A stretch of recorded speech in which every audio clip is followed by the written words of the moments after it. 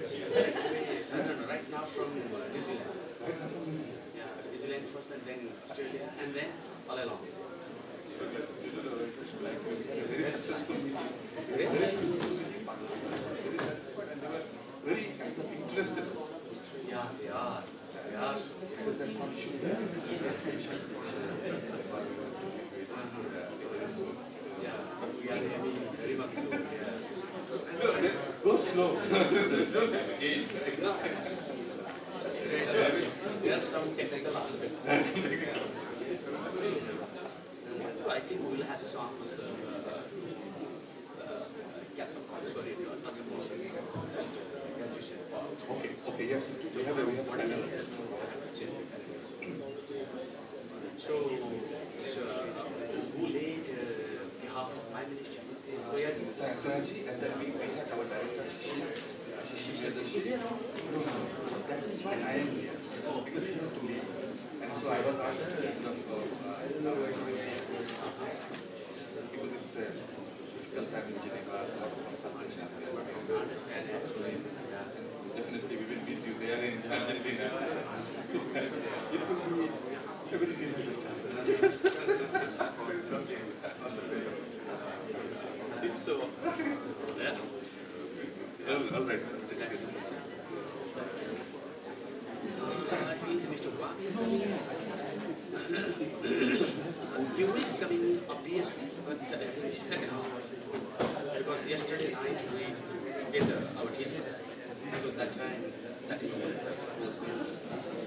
Second half you will join here and cheering on 1/6. Oh. No, from the VC, Vice Chair, NBC.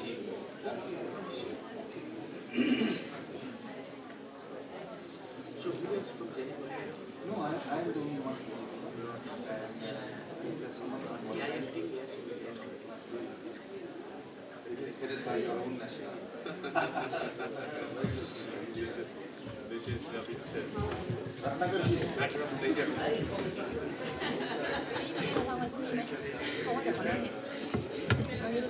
มีของป้าไม่เป็นไรวางเดี๋ยวเรื่องของป้าไปข้างๆ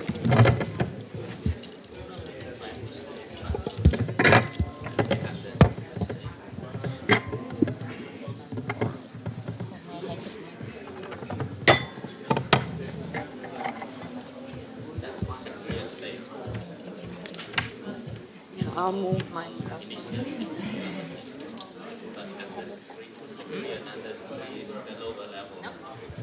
I never have microphone. You should know that by now.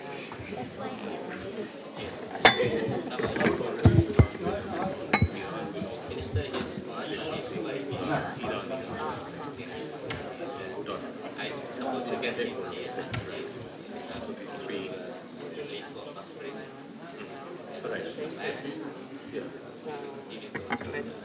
Let's go. No, what you said. Okay. Nobody did. Yeah, I can follow them. Exactly. Yeah.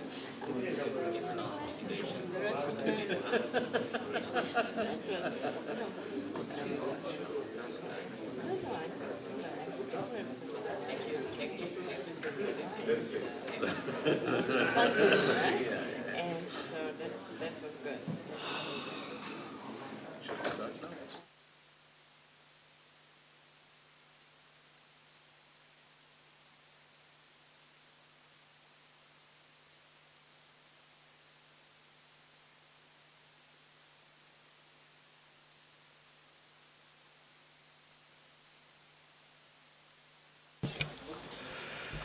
Good morning. Good morning, everybody. Good morning, ladies and gentlemen. Welcome, all of you, for the high-level dialogue on safeguarding the multilateral trading system for sustainable development. This is one of the tasks which we do many times, especially during the WTO ministerial conference which is held. May I first of all take this opportunity to invite the moderator for this high-level dialogue, Dr. Mia Mikic.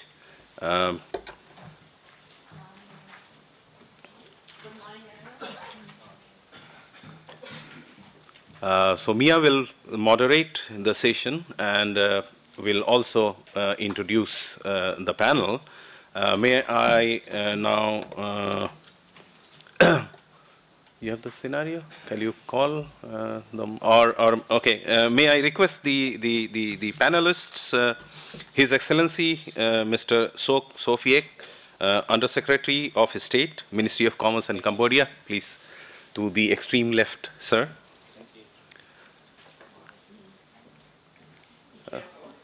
May I also request Dr. Ratnakar Adhikari, Executive Director, EIF Secretariat, WTO, to please be seated next to Mr. Sofiek.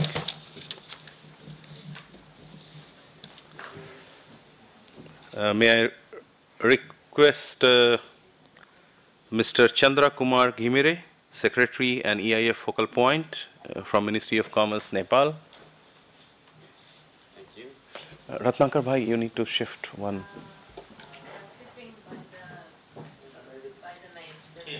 Oh, okay, okay, yes, okay, sorry, yes, okay.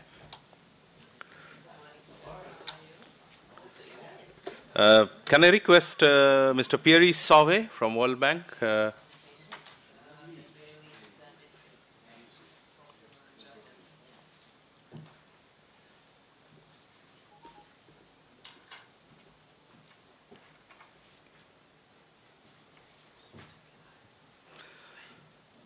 May I request Mr. Taufikur Rahman, Head of the LDC Unit from the WTO Secretariat, please?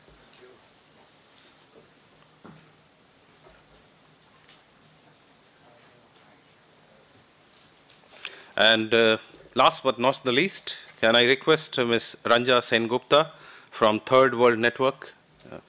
She is from in the office in Delhi, India. So here is the panel, and as you could see, all these men are between two very powerful women. So that is what we call is gender empowerment. So Mia, you have the floor. Thank you. Thank you very much, Rajan. Let me see how this works. Okay. Good morning, everyone. Good morning, my panelists. Since Rajan did a very good job in pronouncing all of your names very correctly, I'm not going to run into a risk and repeat the introduction and do it in a not so wonderful way as he did. And I think in terms of introducing you by your biographies and what you do, everyone knows what you do because you are already present in Google space, and so I think it's very easy to find out the relevant details. But I'm particularly pleased that we have a group of people that will cover such a wide range of issues from their not only country experiences but also professional experiences and having worked in the past and present in international organizations as well as in NGOs. So thank you very much for accepting our invitation to be in this panel. And let me move on with my work. For the audience benefit also, I would like to put the organization of this high-level panel in a context by providing a few words of a background. As a rationale for ESCAP to engage in providing something called high-level dialogue on safeguarding multilateral trading system for sustainable development, we simply have to look at our work program. It is our mandate to work with member states of ESCAP to help them engage effectively in multilateral trading system and in global economy. And as part of that support, we organize consultations and dialogues for every ministerial conference that has actually been organized since the establishment of the WTO. But what we also do is we work on the ground with the member states in developing their capacity to not only negotiate at the multilateral and other levels, but also in terms of improving, enhancing their capacity to formulate what we call evidence-based policy making. So from this perspective, we see the organization of this panel, and particularly in the context of the Trade and Investment Week, and also in the morning of the last day of the Intergovernmental Meeting Committee on Trade and Investment as appropriate and timely happening. So this is about the rationale of why this is happening in the ESCAP sort of world. Secondly, what this dialogue is facilitating is interaction between the policymakers and the representatives of international organizations like WTO, of the multilateral trade system, and other partners, with the stakeholders that may come from different walks of life, from NGOs, from academia, and from private sector. So I hope that interaction between the panelists and the audience will provide that exchange, and also the networking between the policymakers themselves that are sitting in this room is one of the I think services that ESCAP as a platform provides to the region. Thirdly, let me talk a little bit about, and I don't want to preempt your discussions, about the state of the multilateral trade negotiations, right? I think on Monday we celebrated the 70th birthday of GATT signing, right? And we all know that WTO has entered into what we call majority age, right? It's 22 years. Now old. And I think the expectations when we established the WTO were that it would introduce a smooth, efficient platform for continuous multilateral negotiations, and that that would enhance and strengthen the rules and environment for global trade. I think our expectations were not met. If I can say that.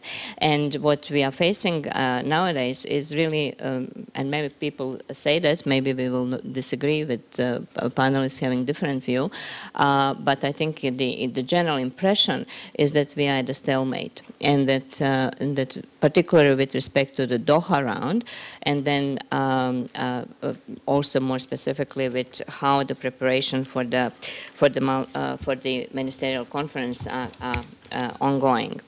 And we have I think the signs. The signs were there in Nairobi, because at the declaration at the ministerial conference in Nairobi, it was clear that there were at least two fractions. That the one group of WTO members were very much in favor of continuing with the set path for closing the Doha round and not opening any other agenda, while the other group, some other countries, were very much interested in maybe shelving or somehow closing the Doha round and moving on with turning the system into maybe more effective way by changing the tracks and by picking some other areas of work. So I think that messaging from the ministerial conference then was brought into the preparation of this current ministerial conference, and from what we outsiders of the system can read, the work in Geneva did not remove that difference so far. At least I'm giving you my sort of impression from following as a interested party in this way. So one of the objectives of this panel is really to inform us well on what is the state in the preparation of the ministerial conference and what we can expect from that, because we are all interested in that. And why we are interested in that is really very, very crucial for this region. We have dedicated this Trade and Investment Week to exploration, to discussions, and sort of finding out really more concretely the linkages between trade, investment, and sustainable development, right? We have done that through our analytical work, through a number of meetings that we have organized and are organizing for the next 2 days as well. And the reason for that is that the trade and investment, along with innovation and technology, we are assigned very important role of being means of implementation for the Sustainable Development Agenda. So we know that for trade to actually grow and be of use, it requires, of course, economic growth and demand for tradable goods, but also it requires very clear, predictable and transparent regime. Because without it, it probably even having some growth will not be able to be sustained in the longer term. So our report that you also have in front of you has discussed some of the issues in that, but we would want to, through this panel, to also explore some your views and the views from your countries on these linkages and what concretely can be done to really convert trade and investment into effective means of implementation of the Sustainable Development Goals. Now, with this long introduction, I'm now turning to the panel, and I'm going to first, of course, quiz our colleague from the WTO Secretariat, Mr. Tawfiq Rahman. What is going on in Geneva? Can you please explain to us what is the status of preparation, why or why not we can be excited about the ministerial conference coming up in Buenos Aires in Argentina? The floor is yours. Thank you, Mia.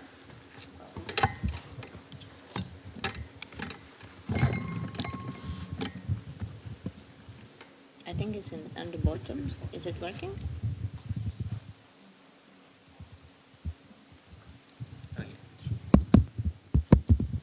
It's working. It's working. You just need to keep it close. The mic doesn't like WTO. Anyway, thank you, Mia, and thank you for inviting WTO to this important high-level dialogue. I'm very privileged to be part of this distinguished panelists. Yeah, you have a very valid question. You know, why should we be excited about the WTO negotiations? You know, what's happening in Geneva, and what should we expect at MC11? You know, that reminds me of some of the comments made very earlier by one of the negotiators in Geneva, that WTO negotiations is not about a Formula One car. It is a big leaden truck which carries 160 members with it, and the negotiations are increasingly very complex. So if you kind of, you know, have that background in mind, you will think that we are not doing that bad. Anyway, a ministerial conference is approaching. It's from 10th to 13th of December. Right now in Geneva, a lot of important consultations are happening, and starting from next week, we will decide, you know, what type of an outcome we will have for the ministerial. Will it be a ministerial declaration? What should be the contents of the ministerial declaration? And if a ministerial declaration cannot be negotiated, can it be a chairman's summary? Can we have some part of the chairman's summary negotiated and some part reflecting members' position? So all type of permutations and combinations are being explored. But that is about a declaration which will talk about a few issues, probably giving some guidance to the membership for future work. In terms of the substantive developments, definitely we have not been able to make much progress. And as of today, if someone asks me, what are we going to agree in MC11, I will say no clarity. But the answer, if I can qualify it in a different way, I can say that yes, there is clarity on what members want, some group of members, what they want to achieve at MC11. Now, if you want to look at the progress of WTO negotiations, you will have to go back to the Nairobi Ministerial Conference, because from there we started on a different path of work in the WTO. And probably I will come back to that time permitting on what that actually meant. But following Nairobi, work has progressed in two tracks. If I exclude the LDC issues, and there are distinguished panelists who can talk about the LDC issues, I'm not going to reflect on that in my initial presentation here. So the two tracks means one, the remaining Doha issues, and then the one where a new issue, I mean, I shouldn't, as a secretariat, call new issues, quote unquote, because if you go back to the Nairobi Declaration, it says other issues. So the other issues which are not part originally from Doha, those were also brought in the WTO. So some of the remaining Doha issues are being discussed, and some other issues that have been brought to the negotiating table. When we look at the remaining Doha issues, there are 3-4 issues which members have highlighted after Nairobi and where work has commenced. So one of the most important issue, and it will always be a sensitive issue in the WTO, is agriculture negotiations, and we all know a large part of the membership want an outcome on agriculture, and specifically on trade distorting domestic support in agriculture. I mean, this is part of the inbuilt agricultural reforms agenda in the WTO, and members, a large part of the membership think that WTO should contribute something here. Definitely, the problem is, who should contribute what? A parallel issue that has come from this agricultural negotiation is what we call, if some of you follow WTO negotiation, public stockholding. A decision on public stockholding for food security purposes. And an interim decision was taken in Bali. That decision was also reiterated in Nairobi, but then members have fallen short of developing a permanent decision on that. But this is a very important aspect of WTO negotiation, because that was a mandated decision by the ministers to conclude this work by MC11. As of today, I don't think we will be able to fulfill that mandate. So we will have to see. I shouldn't prejudge negotiations. There's always surprises at the last end. But as of today in Geneva, there is no progress of having a permanent decision on public food stockholding. Basically, it's kind of updating the reference period year in the WTO for calculating domestic support. So this is one issue where the group of G33 originally made a proposal, and we still are not yet there whether we can have a decision at MC11.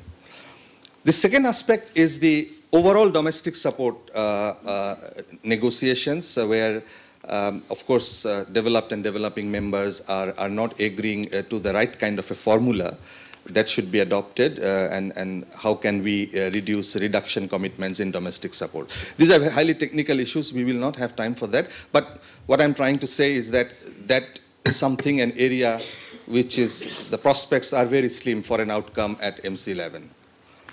Of course, the third set of issue in agriculture is cotton. It is particularly related to a group of countries in West Africa and the C4. We all know about it. But the interesting aspect of all the elements that I have said is that each issue is linked to one another. If you look at the public stockholding for food security purposes discussion, members are saying that that is linked to overall reduction in domestic support in agriculture.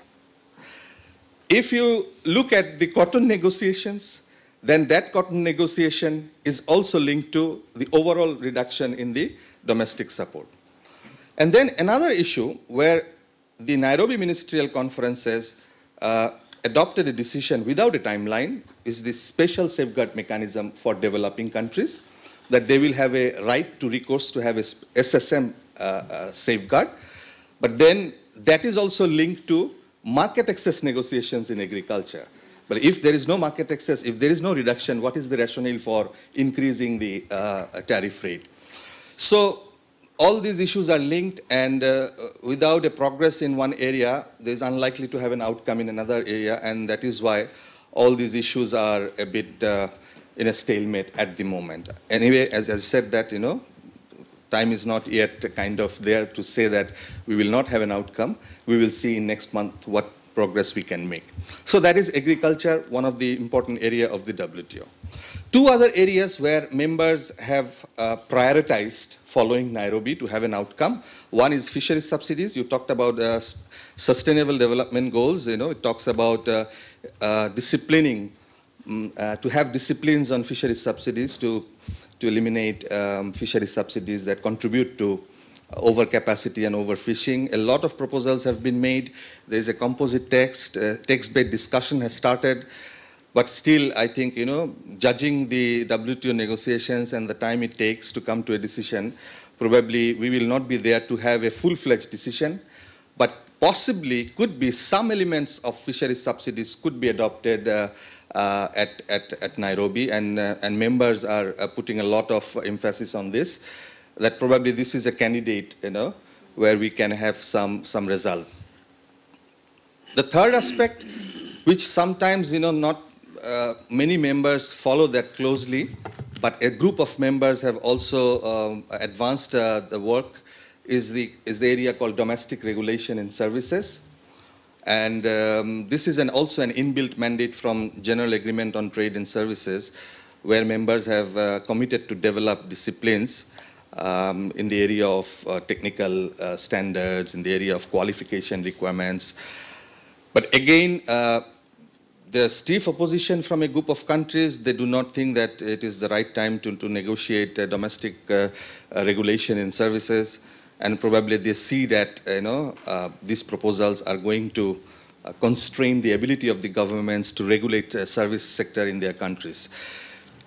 Could be that there could be a possibility of a plurilateral kind of an outcome there in Nairobi, in Buenos Aires, but yet the proponents want a multilateral outcome. So these are the major broad tracks where work is ongoing. Another track where developing countries, including LDCs, have a stake is the S&D negotiations in the WTO. It has a long history. New proposals have been submitted in July. But again, this is an area where I think I will be surprised if we can have an outcome at MC11, given the positions expressed by members in the WTO. There are two main issues involved here.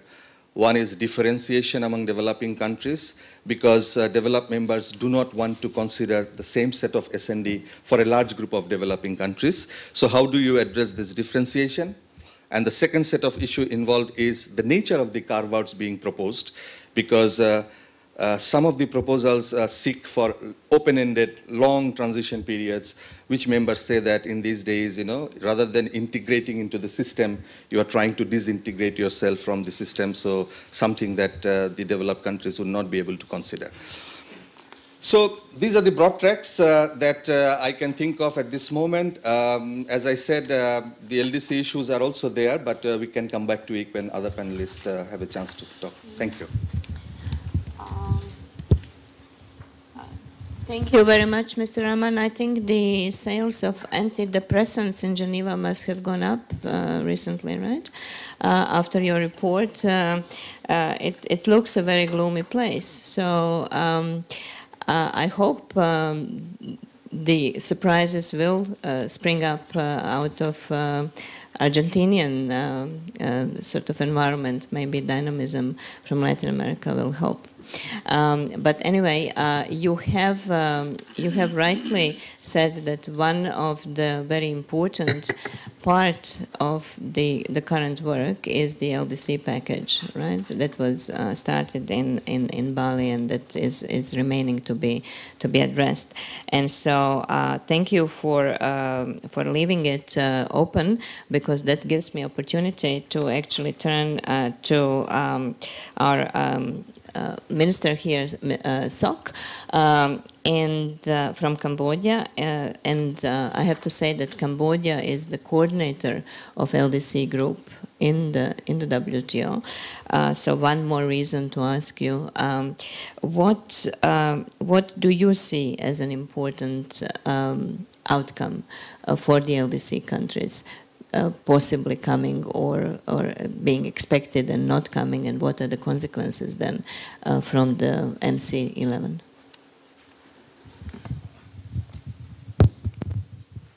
I thank you, Mia, for giving the floor to me. I think I may start with thanking to the ESCAP for the invitation extended to Cambodia. And this time we get more participants to this event. And Cambodia, I may say, we fully support the movement toward the success of the MC11. So why my government has decided to take over the role as the LDC coordinator at the Nairobi MC10.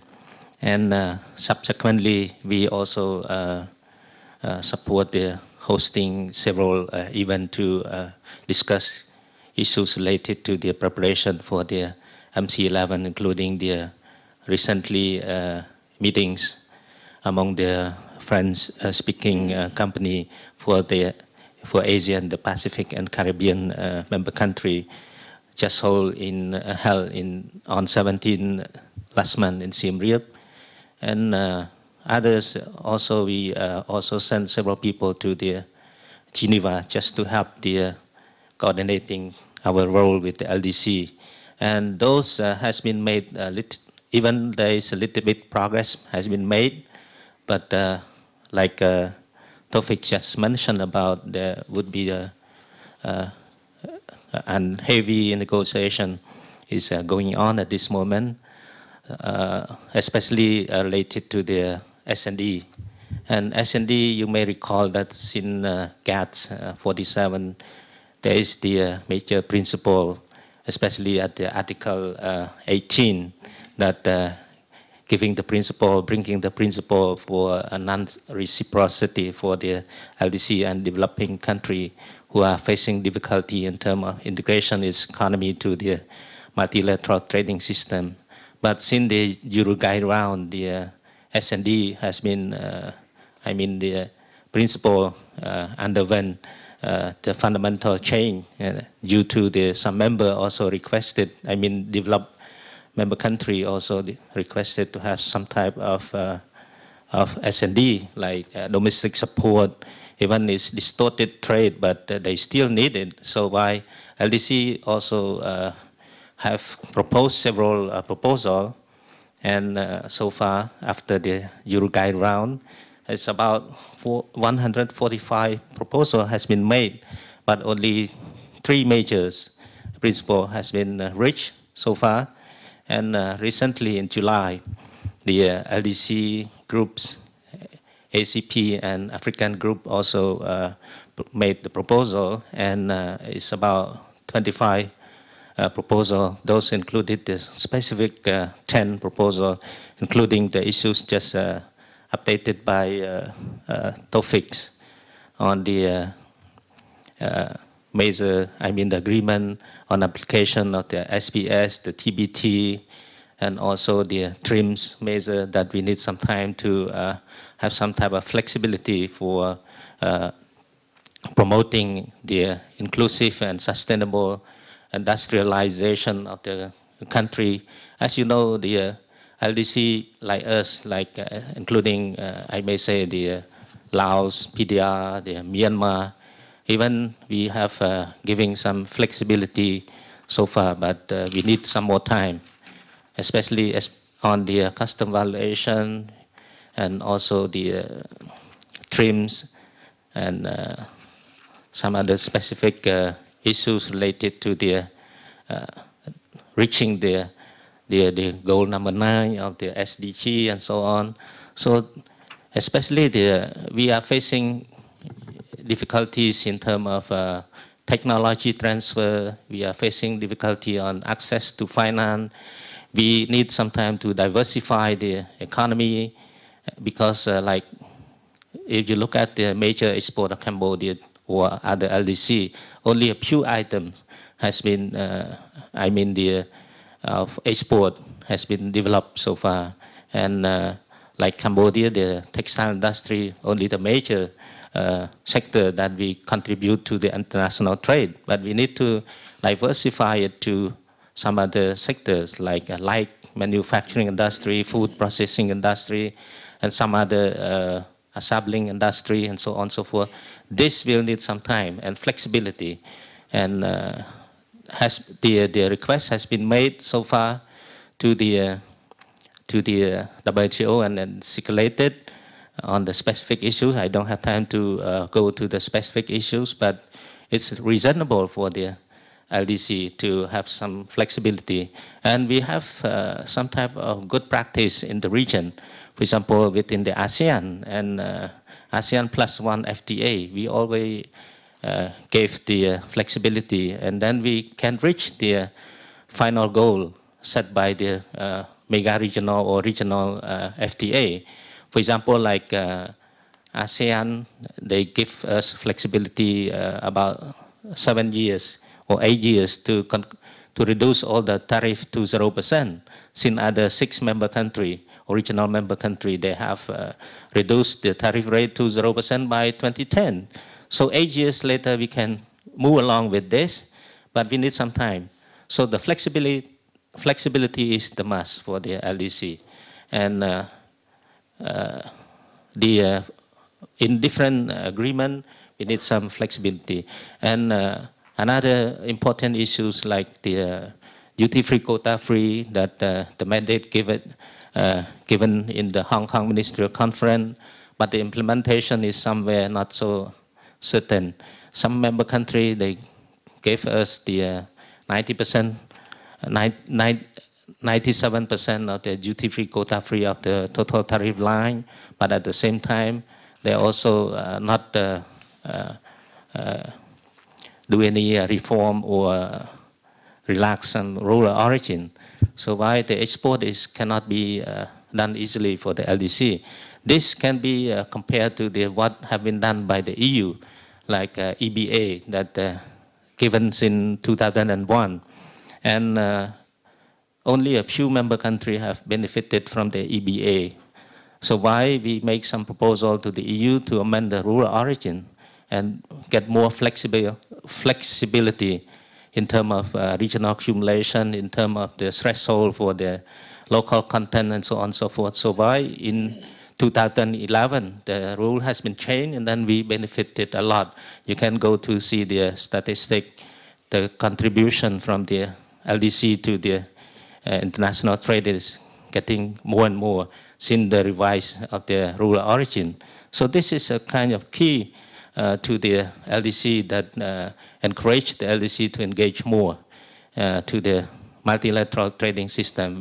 Finally we will reach the goal, the same goal as the developed country, but we need some time.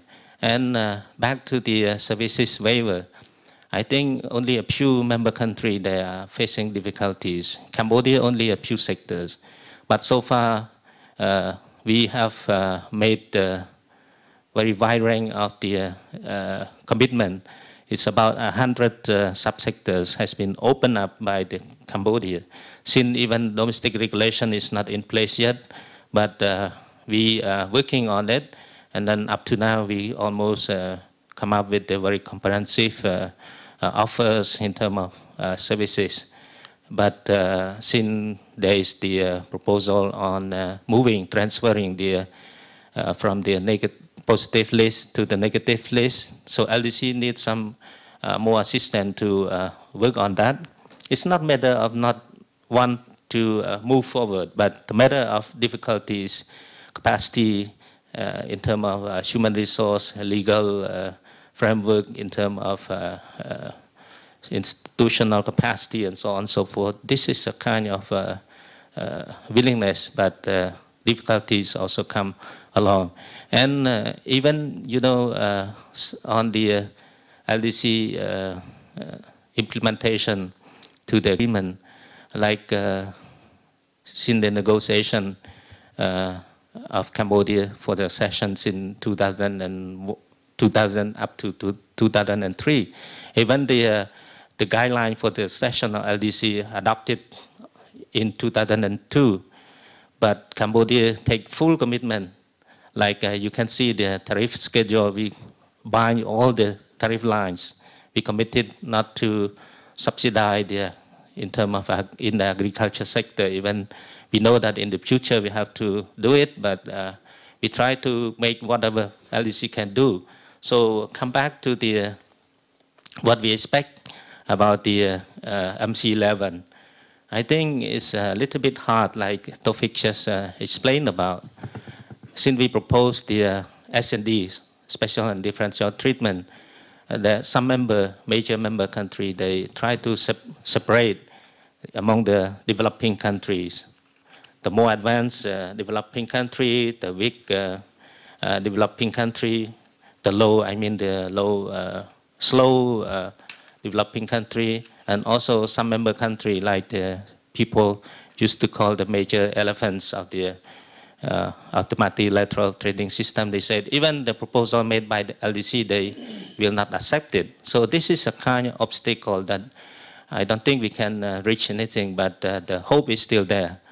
So we can move, like Tofik just mentioned, the fishery subsidy could be moved, the rural origin, especially template for notification, also agreed upon, but only 24 member countries has been notified following that template. So we're working on that. There's a bit progress on the rural origin, but for DFQS, you know, I may speak to you frankly. Some member they said, "Oh, I give you duty free, but not the quota free." Oh, yeah. Duty free, but not the quota free. They said they still set some quota. So they asked us to exchange the letter with them by asking us to agree with that. So this is a kind of, you go back, you go against the development of the DDA negotiation. So I think, I personally think that we may end up with the conclusion of the DDA.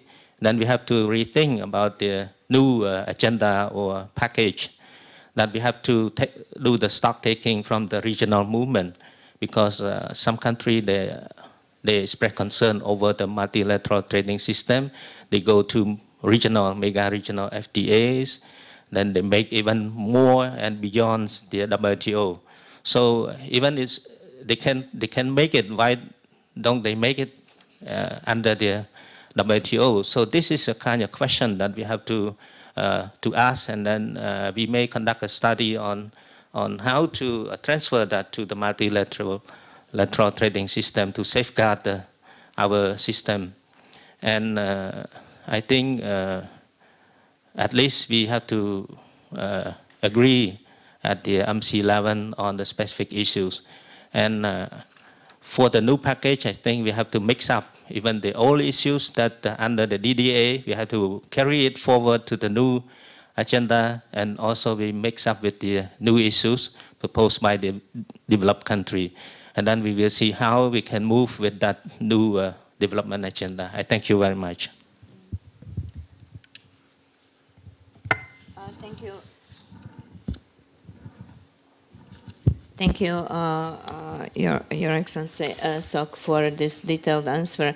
From what you were saying, and there are many things to follow up on what you said, but I would want to ask Mr. Gmira, who is also coming from the LDCs, definitely different LDC than Cambodia, because it's landlocked, right?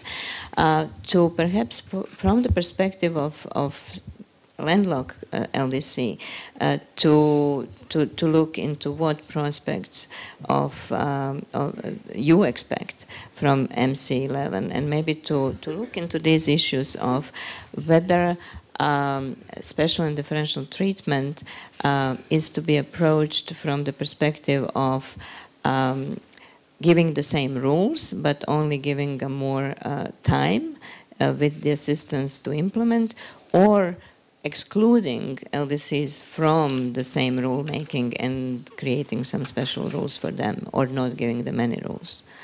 Maybe if you want to comment on that. Thank you so much. Indeed, what I see at larger perspective, we are not expecting something being a landlocked LDCs out of this negotiation which is on for a couple of years. Obviously, that is where Nepal and some other countries, LDCs mainly, and landlocked countries, LDCs, so we are facing a great amount of difficulties.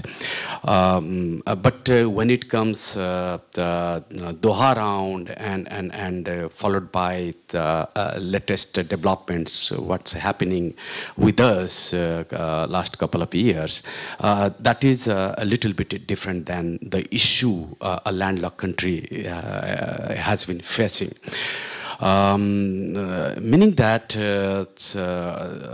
my two previous speakers, they have in elaborated form presented what LDCs are expecting and what is happening, and where we are lacking our ground, or where we are losing our ground. These are well covered, so I'm not going to touch upon that part. Where I would like to touch upon here is, given the context, DDA is not getting its conclusion as anticipated, we may need, as indicated by previous speakers, certain level of trade-off here, so that other so-called matters also can be accommodated, and at a time we can create a big push that is regarding DDA pending agenda. So this regard, if happens so, obviously being a LDC and being a part of potential beneficiary of the LDC package, Nepal also can be a beneficiary same time. So that way we are expecting something positive outcome out of it. But to our, let's say, distress, things are not being very, very positive or optimistic so far. But Mr. Tawfir, the way he has spoken, always a surprise happens 11th hour and sometime midnight. So let us hope something, it's a big surprise at that 11th hour, in our case too. As far as Nepal part is concerned, obviously we have certain expectation. So let me go into that part. For example, service waiver when it comes.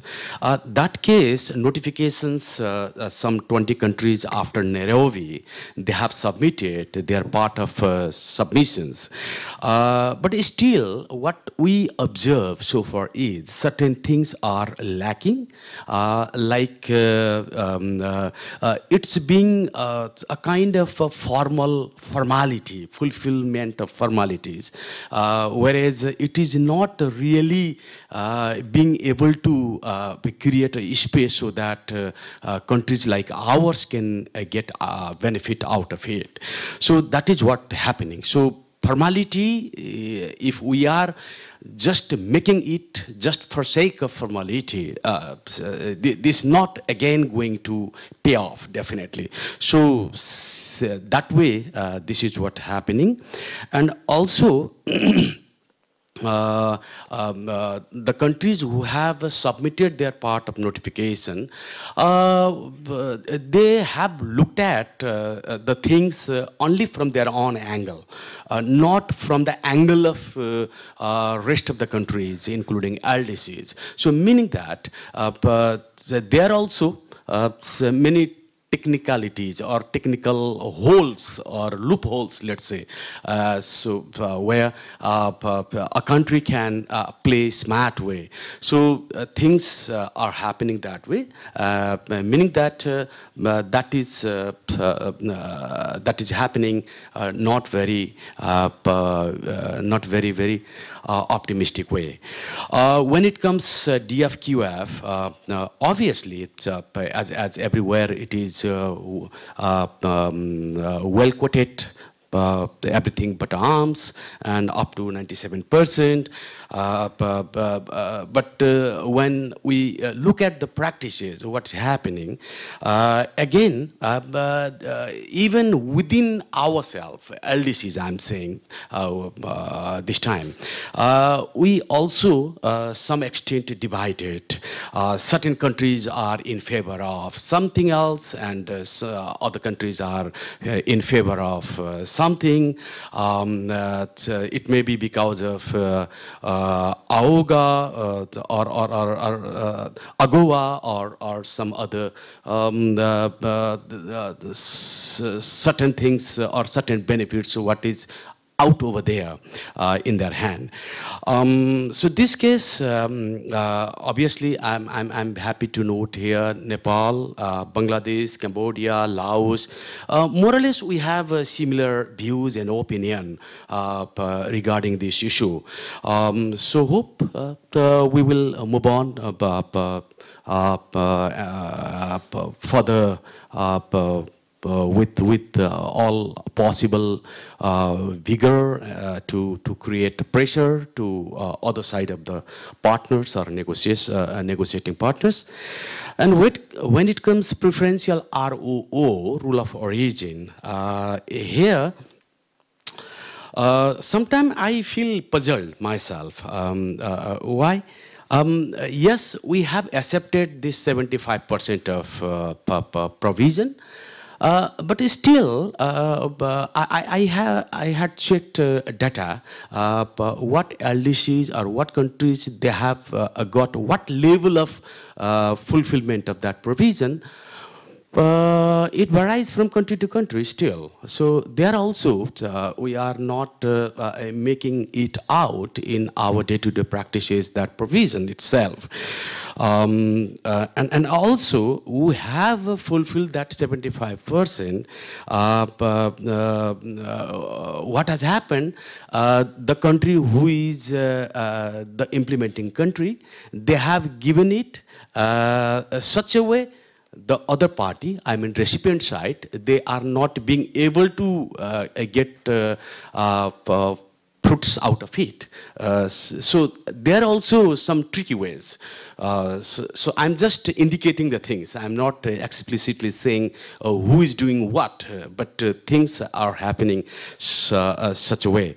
Obviously, DDA package is what Nepal, including Nepal and many all LDCs, we are very much in favor. The earliest conclusion of it. And at the same time, as I indicated before, if required, certain level of trade-offs regarding inclusion of other issues, let's say new issues or other issues, whatever the term, we might need some sort of a new way or new approach, so that we do not, we won't have to lose our time further in the days to come. But here, what I must say is, I'm, though not a cynical man, but if we look around the world, one factor has become these days a bit powerful. It's the political leadership factor. And that is these days becoming unpredictable little bit. If goes that way, the thing, certain prominent political leadership of our time of the world, this may jeopardize even that process. So this indication, I feel, I think, would be enough to understand the situation. But I'm not taking I'm not citing any name. Indication should be enough. So with this, I conclude here. Thank you so much. Thank you so much. We do operate here under Chatham House rules, so basically you can go a little bit further and deeper in calling out those countries or you know, the actors, if you wish. Yeah, because of my current position, please look at this. Thank you. No problem. Okay, but I think based on what we have heard from two LDCs here, there are many issues that I would want to dig deeper into. And I think I have three panelists now coming up that can offer a very, I think, interesting perspective on how LDCs can benefit and what is there for LDCs and how do we actually treat LDCs in the multilateral system to benefit. We have Ratnakar here who is working with Enhanced Integrated Framework, whose job is to, you know, day in, day out to actually think only about LDCs, right? We have Pierre who used to be a negotiator, and so can bring perspective of, is it possible for a negotiator to put a position by thinking about other party first and not your own party?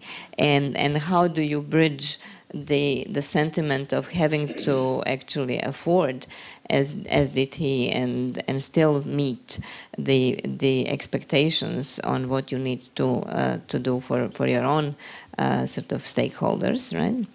And then we have Ranjaj, who comes from the head of having to be our conscious and calling out whoever is not doing proper things, and can help us also think through this.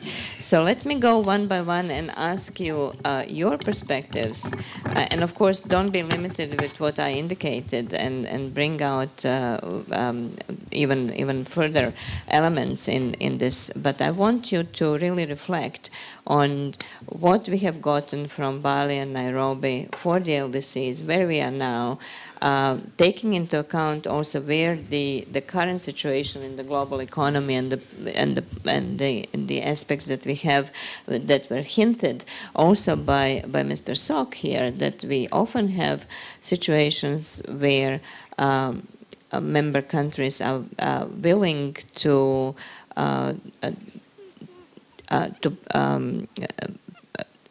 go further in their liberalization, but not at the multilateral level, and how that is that applicable for the LDCs or not at all? That's a question to me? Okay. Yeah, please. All right. No, thank you. See, the kind of feeling that we have in this room is a very somber kind of a feeling. You know, starting with Tawfiq, you know, he mentioned about the realistic, you know, and you actually painted a very bleak picture, Mia, to begin with. I think, you know, there are reasons to understand that, you know, the reality is different to what we had envisaged back then in 1994, 15th of April, at the time of signing the Marrakesh Agreement, right? So, and actually, world has moved quite a bit, you know, into a completely different direction. So, not even talking about the unpredictability of leadership, you know, things have, even some of the leaders who are predictable have moved into different directions. So, some of the countries who used to be the creator, the mentor, the custodian, you know, of the multilateral trading systems have, you know, moved into another direction. That's one angle, and that has to be kept in mind. I'll come to that LDC bit. Second, you know, not only the protectionist sentiment, there are protectionist sentiment that is a reason to it. There's a reason to it. So one of the reasons possibly is global financial crisis, which nobody had thought of, right?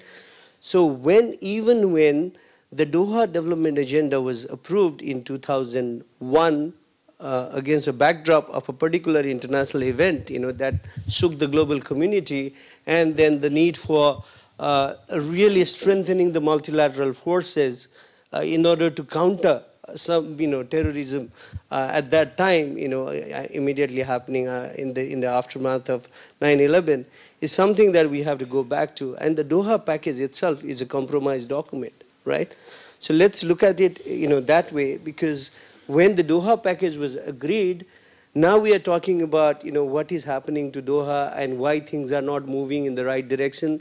But, we had been there before. Remember, in 2004, the July package was already a watered down version of Doha agreement. If you go back, those of us who were following the multilateral negotiation from back then will understand that even when the new issues such as investment, competition, transparency in government procurement and trade facilitation, everything was included in the Doha package, we only agreed to a distilled down version of Doha package, and the trade facilitation came out of that and other issues came up.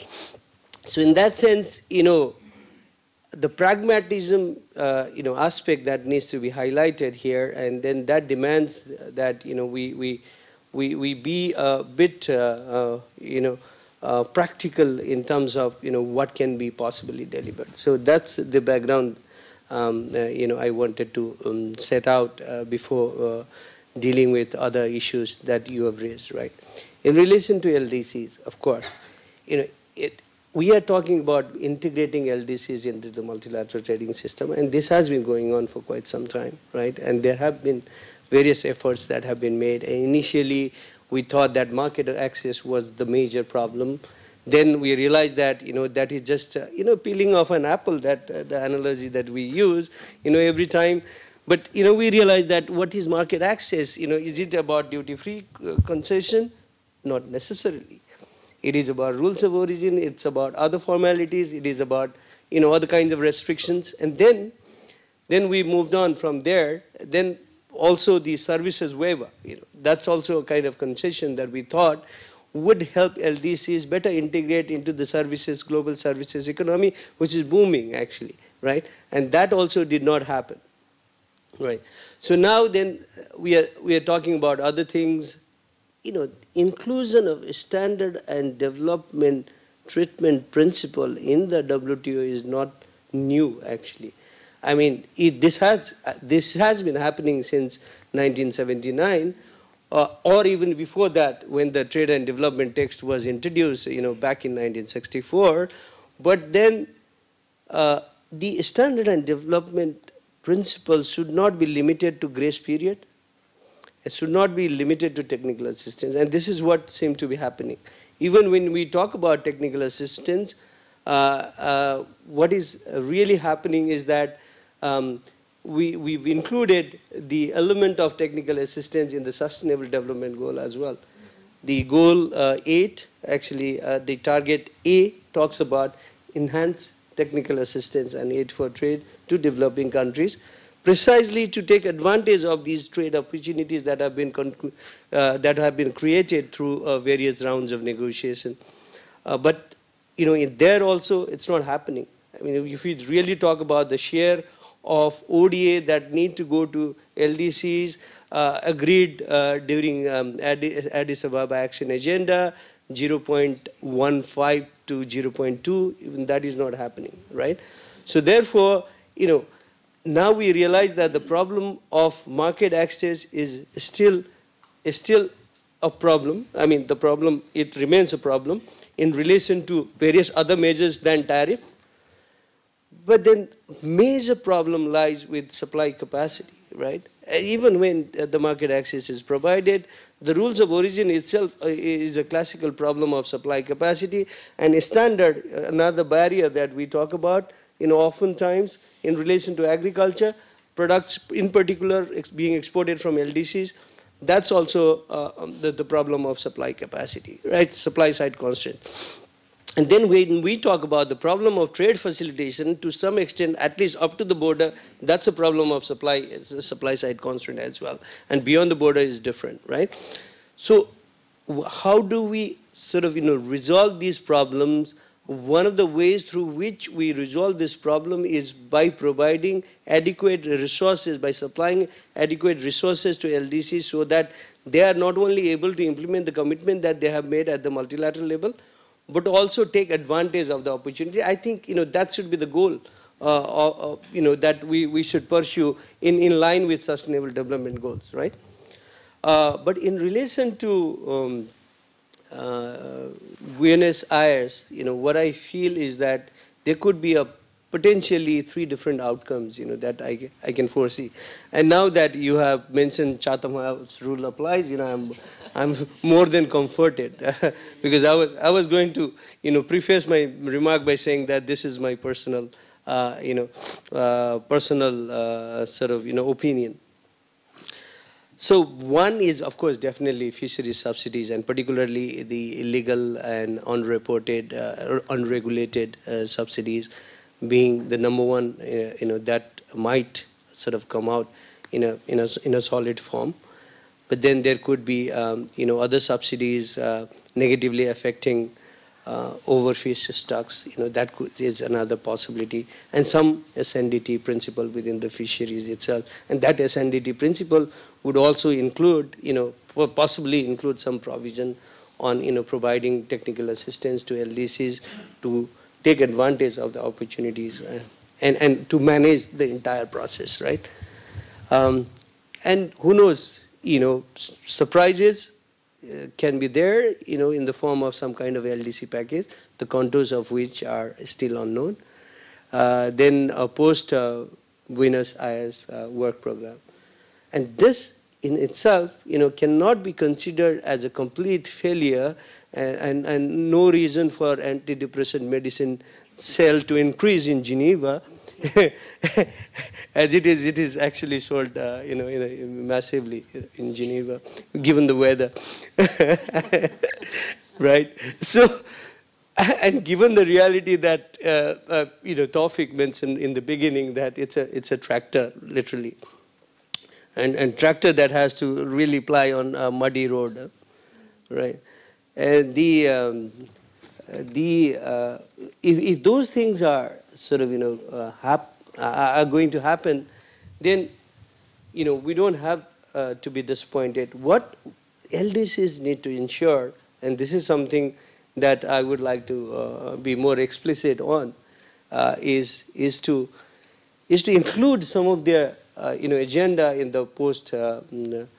I mean, if it's not possible within the LDC package itself, then in the post Buenos Aires work program. One of the issues that Mr. Ghimire highlighted, and I just want to elaborate on that, and this is my personal feeling again, is that there has to be some kind of trade-off. At the end of the day, the name of the game is trade-off, and if LDCs continue to oppose certain issues, for example, the advantage that electronic commerce can provide to LDCs to help them integrate into the global commerce, the issue of micro, small, and medium enterprises, that could potentially help them. The issue of investment facilitation, may be a bit tricky, but investment promotion, if a different angle can be used to sort of package the issue so that LDCs can be brought in. If these are the type of things that can be, even if they are going to be negotiated at the WTO at some point, not now, or included in the Buenos Aires work program, then it is important for LDCs to prepare their positions from now, rather than saying no at this stage, and then once it is included, eventually, if it is included because of consensus among all other parties, and because of having to sort of trade off, if you have to start negotiating on these issues, then you would be, surprised. You will be taken by surprise, and you will have to literally sign on dotted line. So in that sense, LDCs need to think ahead and prepare themselves for eventual discussion and negotiation on these issues. So that's probably taking an offensive approach in the multilateral trade negotiation rather than taking a defensive approach. Sometimes it helps to take offensive approach, and I have not seen LDCs coming out with offensive position on many of these issues. Although there are reservations from certain quarters from among the WTO members to take up these issues, of course, and I do understand their point of view.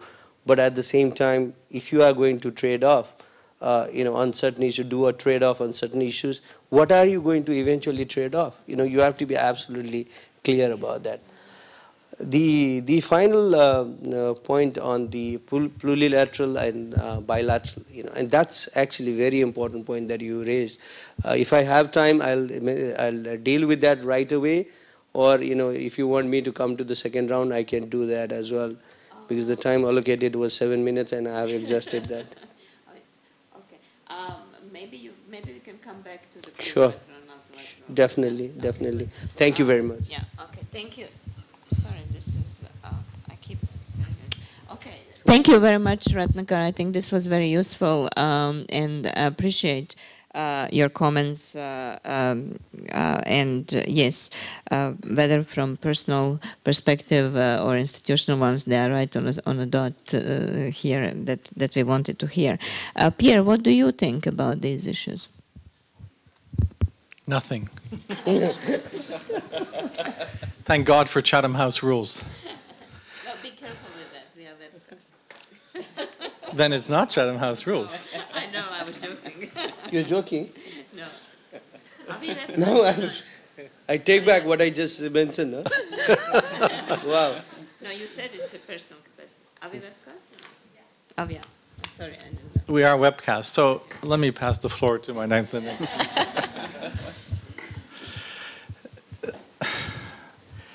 I often ask my students when I teach, if the WTO were a stock, would you buy it?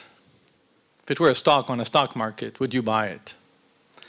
And 15 years ago, the answer was obviously yes, of course. What do you mean? It's a growth stock. And the answer today is far less clear.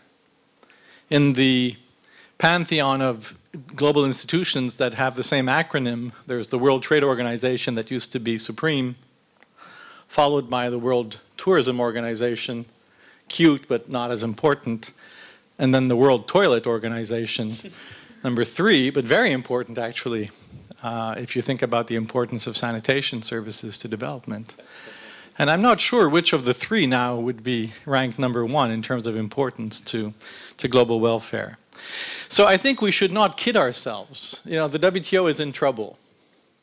The multilateral trading system is going through very tough times.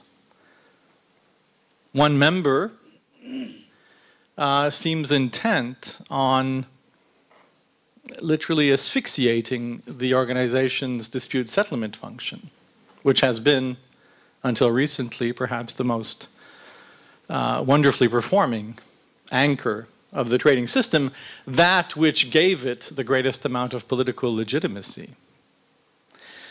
The WTO does many different things. It's a forum for deliberation, where we think about agendas for the future. The WTO continues to perform that role very well. Every day in Geneva, regardless of whether or not people are taking antidepressant drugs, they are debating new frontier issues.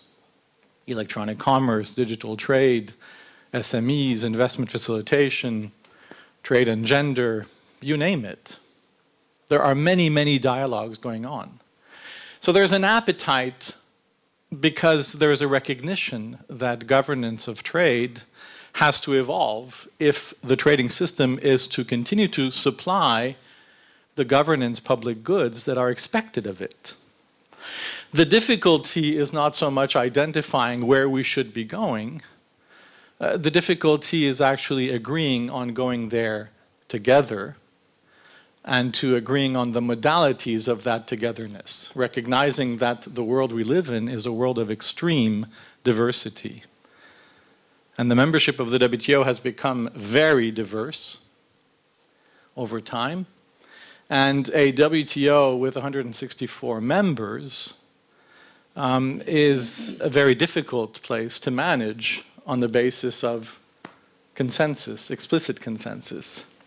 I don't think any parliament in any country would ever function on the basis of unanimity. That would be, in a way, a denial of democracy. We can't pass any law, we cannot introduce any new regulation until every member of parliament of every political persuasion is in agreement. I don't know of any political system, perhaps with the exception of North Korea, that works on that basis. Not even China. And yet, that's the trading system we have. And so are we willing to address, in a way, the constitutional problem we have? Because until and unless, I think, members are prepared for that kind of a conversation, until and unless we give everybody, we continue to give everybody the right to veto any forward movement, then we're going to have a negotiating stalemate that is going to progressively undermine the trading system's ability to move governance forward. And the biggest victims of that stalemate are going to be the poorest members, the weakest members. There's no doubt about that. So, you know, let's not be in denial. The trading system is in a very rough patch. Now, Buenos Aires in December, who would not want to go to Buenos Aires in December? It's an amazingly nice city, and December is the best time of year. The weather's going to be amazing. So, of course, everyone wants to go to Buenos Aires. Maybe we should organize ministerials in places that are not so nice. You know, maybe Ottawa in December, my own country, Canada. You know, it's so cold and the weather is so miserable, probably would have progress, you know? Or maybe hold the ministerial in the Central African Republic. And people say, okay, I want to stay there not so long. Let's agree on something. Let's agree before we can all leave. Maybe have a virtual ministerial. Now, LDCs, it's a difficult question. I mean, these are clearly countries that are very constrained in their supply capacity. Who would deny that reality? But Mia, you asked earlier, should we devise rules differently? Should they be excluded from negotiated outcomes? The reality is that they are self-excluding themselves from the negotiating reality of the WTO in large measure. And partly OECD countries are responsible for this by saying, let's give LDCs rounds for free. You don't have to make any commitments. You don't have to do anything. You can free ride. And I would argue it breeds a culture of complacency that is inimical to forward movement. If you are not engaged from the outset in a negotiating journey, if you are not contributing but expecting others to contribute to you, it just breeds a degree of complacency that I find very prejudicial to the defense of those countries' interests.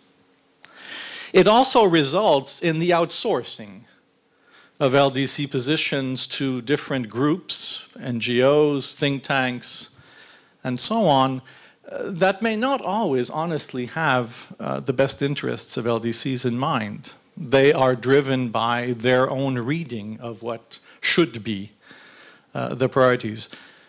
Nobody should tell you what to do. LDCs individually should have a sense of what their development priorities are. And yet, there is this perverse culture in Geneva of outsourcing. Let other groups decide what where my interests lie. And of course, there's a certain tragedy to that because it reflects the paucity of capacity. The capacity even to articulate where the interests lie. But I don't detect this deficit here listening to my colleagues from LDC. So why is that not palpable also in the way LDCs advance positions? And of course, you know, they are advancing positions in many areas, but not enough, and not enough rooted in the priorities of individual countries. They tend to speak as a group, even though group speak does not advance individual interests very much, and the WTO is nonetheless an organization of individual members whose interests have to be maximized. An additional observation I would make is that even though some WTO members push the notion of rounds for free, let's not expect too much from LDCs, they don't have to make significant commitments and so on, taking to the extreme a round for free, which used to be the EU approach under Pascal Lamy when he was commissioner. You know, the reality is that the political economy tolerance for free riding is not what it used to be. And I think that's a very significant change. We are not in a world in which developed countries simply accept as easily as they used to non-reciprocal outcomes. And it may be because trade has begun to hurt them, or the political perception of trade is very different in those countries than it used to be. And so we cannot, again, deny the reality of the underlying political economy of how negotiations are transacted politically in important member countries. My final observation is from a World Bank perspective. Here I speak on behalf of the World Bank. Everything I said earlier was, of course, more personal. I was privy in July at the Aid for Trade Global Review in the WTO to a very large number of bilateral meetings between us, the bank, and trade ministers who were attending the Aid for Trade Review. We met 15 ministers during the 4 days of the review. And I was amazed, the right word is perhaps shocked, at the disconnect between what ministers have to say about their priorities and what their Geneva representatives say about their country's priorities. There seems to be like two different planets, and Planet Geneva beats to its own absurd, mercantilistic, tactical, nonsensical beat when ministers and officials in capitals say, our priorities are the following.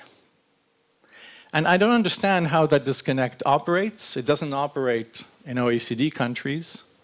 Maybe, again, a problem of capacity, and we have to work on that. But my perception in looking at the Geneva process is that Geneva does not serve interests well if it is not rooted clearly enough in the priorities of individual countries. And of the 15 ministers we met, 12 of them were ministers from LDCs. What were they saying? What are their priorities? Priority number one, of course, for many of them, agriculture. Not surprising.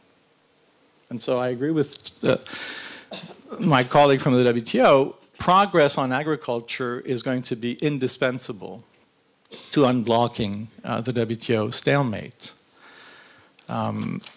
Priority number two, implementing the TF agreement, trade facilitation, reducing trade costs, reducing the tyranny that geography often represents for many countries.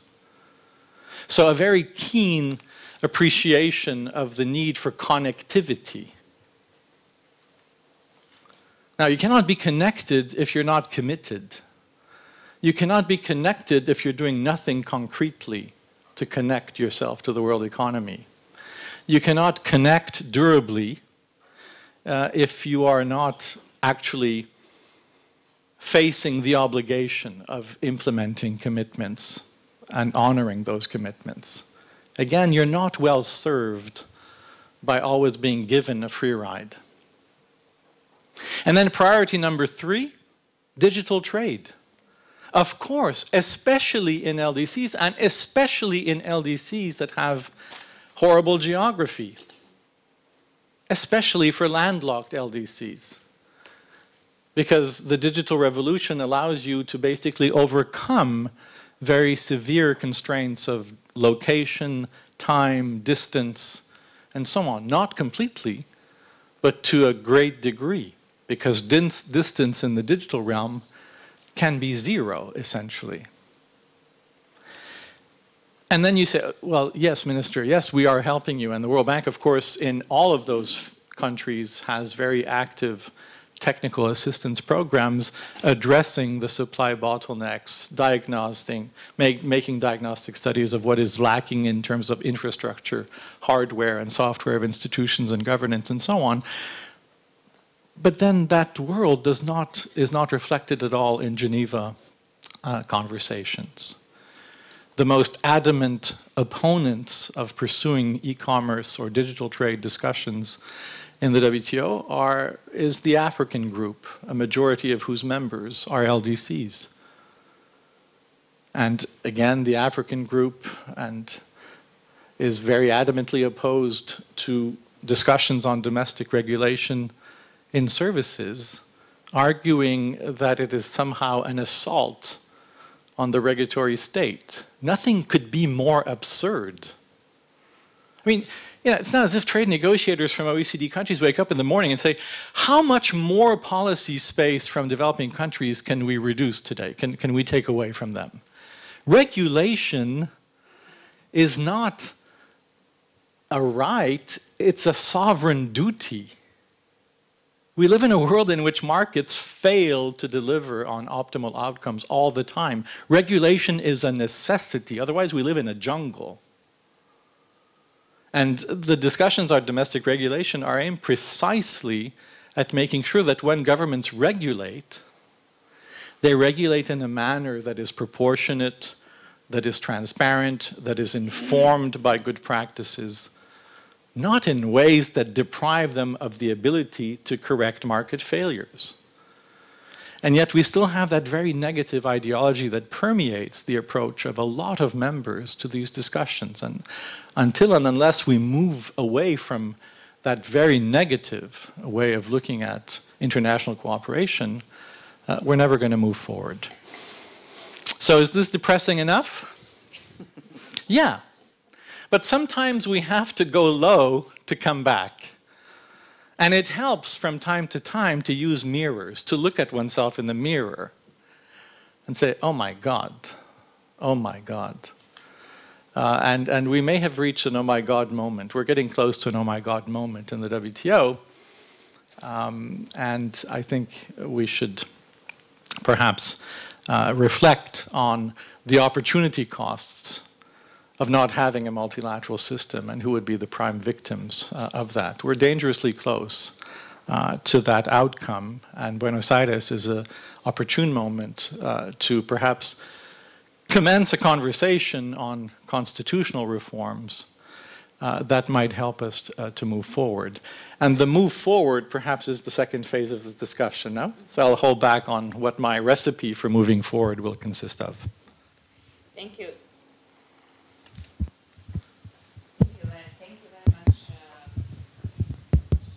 Pierre. I think we have people that are putting our mics on and off without us affecting that. But thank you very much. And I want to actually say one thing here, that in ESCAP we are fortunate also to experience what you said you experienced in meeting with the ministers. Because when we talk with the representatives in our intergovernmental meetings, it comes very clearly. And in particular, I'm going to now sound as a parrot to what you said, but what they're talking is about liberalization of agricultural trade and increasing their capacity to trade in agricultural goods, to actually reduce the cost by removing the obstacles they have internally in such trade, to putting in place the utilities that will enable them to comply with the standards, etc., not shielding their market away from that and looking inward. Trade facilitation is absolutely on the agenda. Sometimes in many countries actually comes also above the agriculture as a sector. And what we have witnessed from this week's discussions, but also in general, digital trade, e-commerce, and improvements of being connected through all types of digital, it's ICT, but also payment systems, etc., is very much high on the agenda here. So I think the representatives that we deal with do reflect that message. And what we also discussed this week was lack of coherence in policy making, which may boil down to also coordination problem between different government entities in these countries. And so sometimes, and I'm speaking here in my personal capacity, maybe elite in Geneva is not really much in touch with what is happening on the ground in terms of representation, and should be better informed. I think one of the countries in the region organizes annual gathering of all the diplomatic representatives outside the country, including the Geneva, and brings them home and then tries to actually inform them and keep them informed of what the priorities of the government are, and gives them the task then to represent that, and maybe that can be taken on board and applied in other countries as well. Ranja, there were a couple of things said here about the role of NGOs and whether you influence the position of LDCs in a right or a not so right way. Can you comment on that maybe and add your perspective on what we discussed so far? We definitely like to.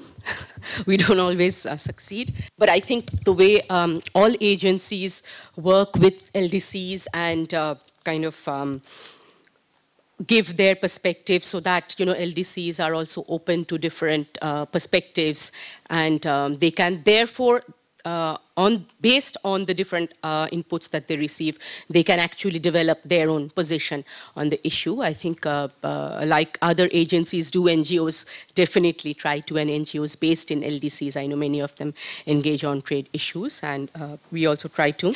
But to go back to the main discussion, I wanted to start in the context of sustainable development, because I think, Mia, that's what you had kind of started off with, because now we are, 2 years into the 2030 agenda, and the agenda provides us certain language on trade. And as you said, the means of implementation discussion within that SDG negotiation process, I've been very closely, I've monitored it very closely, and means of implementation was a very, very difficult, most complicated political discussion. And trade, of course, featured majorly in it, because, as you said, trade can be a very huge resource for generating growth, and even financial resources for financing your development agenda, whatever your development priorities are for developing and least developed countries. But what we've also been trying to say, that if you don't have the right trade rules, it can also be a barrier actually to attaining sustainable development, because we have often seen that when the trade rules or policy flexibility is lost, then many governments would find it difficult actually to meet their commitments on the SDGs. And SDGs clearly talks about the WTO. We have, in fact, criticized the SDGs for not recognizing FTAs at all, but it centrally pins its trade dialogue on the multilateral trading system, and it's very clear that it there's a specific target, which is, I think, 17.10, which talks about the conclusion of the Doha Development Agenda. If you look at, look through the SDGs, you will see that trade comes in goal 17, but also throughout the different other goals, because many of the goals have trade-specific means of implementation. And the issue of Doha Development Agenda and special and differential treatment. Special and differential treatment is mentioned in 10A, I think, as a means of implementation. It recognizes the centrality of the Doha Development Agenda, that the round should be concluded. That's what it prescribes, which member states had agreed on during the SDG negotiations, and it also recognizes the importance of special and differential treatment. So as we then, we had the Nairobi ministerial after the SDGs were signed, and now we are heading towards Buenos Aires 2 years after the signing of the SDGs. So what does it mean then for sustainable development? One, as I said, it clearly the SDGs hold the conclusion of the Doha round very dear. That it's important to the attainment, it's important to the whole framework. The SDGs, often many specific trade-related prescriptions that we would have liked is actually missing, but what it provides is kind of, I think, a direction in terms of the trade-related targets that member states have agreed to. When we move towards Buenos Aires, in terms of the issues that could actually be very important for what you see reflected in the Sustainable Development Goals, for me, and I think Pierre talked about it, Taufikur, also agriculture. Goal 2 in the SDGs clearly talks about how important food security and sustainable agriculture is for sustainable development. And there's a specific target which actually talks about increasing small farmers' productivity, that of women farmers and indigenous people. And TWN, as a research NGO, we have been working with a lot of these constituencies, kind of hearing their concerns, trying to communicate it in the recommendations that we make. But what we see is that this target, increasing productivity of small farmers, etc., will be impossible unless the agricultural trade rules are really addressed. And that discussion we have been seeing, I think, from the beginning of the WTO, of course. And while the goal itself talks about subsidies, but only export subsidies, it does not mention domestic subsidies, but we know that's been the long and ongoing discussion since the beginning of the WTO days, right? The agricultural subsidies. And in a way, because there are different rules for different group of countries, and how do you kind of reach a much more maybe fair or maybe more homogeneous platform or rules on agricultural subsidies. The SDGs does say that even if some means of implementation is not specifically included, there's no specific language, the governments can use any means necessary to implement the SDGs. So therefore, I see the discussion on domestic subsidies as being very much part of that framework that the SDGs lays out, the framework of sustainable development. On agriculture, there are 3-4 key issues, as Taufikur already pointed out. One on the special safeguard mechanism. There was some language on it in Nairobi, but we have not seen, it is very complex and it's been very political for a long time. We don't see any movement on that. There is the issue of the permanent solution on public food stockholding. And as Taufikur said, there's a mandate to conclude it by Buenos Aires, but the positions are so divided. And I think I was reading negotiation reports even from the end of October, which the DG himself, I think, presided over. And there doesn't seem to be any movement towards, like an agreement on the permanent solution. And I think a lot of developing countries use this, the public food programs, and how they will support it and how they work out a permanent rule for this, for how subsidies can be given for supporting public food programs, I think has to be worked out on a priority basis. The other issue, of course, is the domestic subsidies issue. And in fact, I was quite interested to see, because I think this was it's very, very contentious. I mean, most of you must be knowing who have followed trade negotiations in the WTO, you know how contentious this domestic subsidy issue has been. I was interested to see there are a lot of proposals. Actually, there's been, so I mean, before, in fact, even Nairobi, there wasn't so much movement on this, but we do see a lot of proposals coming. But we are still far from agreeing on a rule that will be acceptable to both developing, least developed, and developed countries. And I think here also, we keep going back to special and differential treatment. And what is this principle that's embodied in Doha? I mean, I think over there also there cannot be, the rules have to differentiate between developing and least developed countries and developed countries in a way, because everybody cannot be treated the same. And the same thing we see also in fisheries subsidies, but I'll just come to that.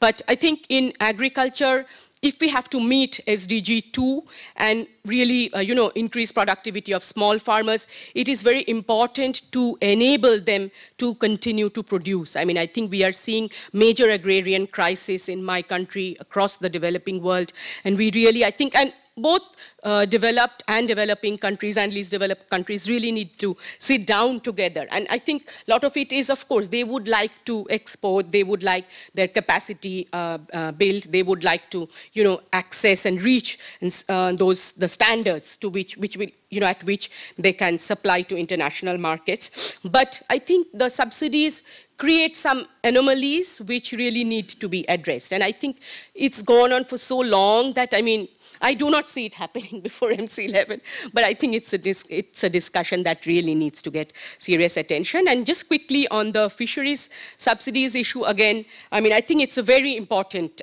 issue. And it's mentioned in Goal 14, right? It's 14.6 or something on that fisheries subsidies, which causes excessive fishing, overfishing, and it's to discourage industrial fishing.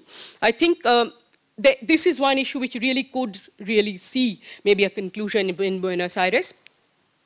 I think the only problem that I think many developing and even least developed countries have expressed is that the definition of IUU sometimes includes even very traditional, very artisanal, small-scale fisher folk who cannot be, monitored and who are, if you say unreported, whatever, they would kind of broadly come under that definition. So how do you differentiate, and how do you, again, come back to special and differentiate treatment? I think nobody is really opposed to the fisheries subsidies, an outcome on fisheries subsidies. In principle, the question is, how do you ensure that, our small fisher folk, because most of fishing in developing and least developed countries is really very informal fishing. So how do you ensure that they do not get, their subsidies do not get pushed out? So how do you make it fair? How do you implement special and differential treatment? So I think maybe agriculture and something on fisheries subsidies, if not by the ministerial, but then after that we sure need to continue the discussion, is where I would like to put my energies on. Thank you. And maybe again, on the bilateral, plurilateral, we could come back, I guess, because that's another very interesting discussion. Yeah, okay. Thank you very much. I think you nicely opened the floor to move a discussion into the issues of sustainable development, but I would want to make us a pause there. There are different aspects. One is us moving towards sustainable development as a principle, right? And looking at it as balancing economic, social, and environmental aspects of that. Another one is really to be picky and look at the targets and indicators and whether these can be met, right? So I think there are two different sort of parts to that, and perhaps we should just sort of buy into the principal one rather than the looking at the metrics at present, right, when we look at that. Before I open the floor, because I know there will be questions, you have mentioned many issues, including fisheries subsidies and agricultural support that is at heart of some of interest in the room. But before I do that, are there any comments that you would want to make on the comments of other panelists? Yes. Thank you. Just 2-3 points I would like to add here for our common consumption. One thing, this is since Pierre, how can I pronounce your good name? Pierre. Okay. Sorry for my poor pronunciation. Since you encouraged me with your very thought-provoking ideas, here, when we are discussing about the life of multilateralism, what I personally feel is whether to play the game or whether to blow the, let's say, play the game alone or together. I'm recalling this moment, one very famous writer, a long time ago I had read that book. It's American scholar, Robert, I'm not recalling the full name. He has written one beautiful book, Bowling Alone, the name itself of the book. So many countries like US, society at large, they are becoming that kind of society. They play game but alone. They do not play game together. Multilateralism, when we are talking, we need certain actors, certain partners, certain counterparts, and it's a game of common game. It's a common game. So there we should not feel there is a winner and a winner takes all sort of attitude. So if we keep on that sort of attitude, we may not be able to become the real winner. So this is what the philosophical kind of things I wanted to share. And we all are quite aware of the fact that LDCs, they are in a very complex situation. One side, if we look at population-wise, they are 13% all over the world, and their share of global trade, it's less than 1%. So this kind of a dilemma, it prevails over there. So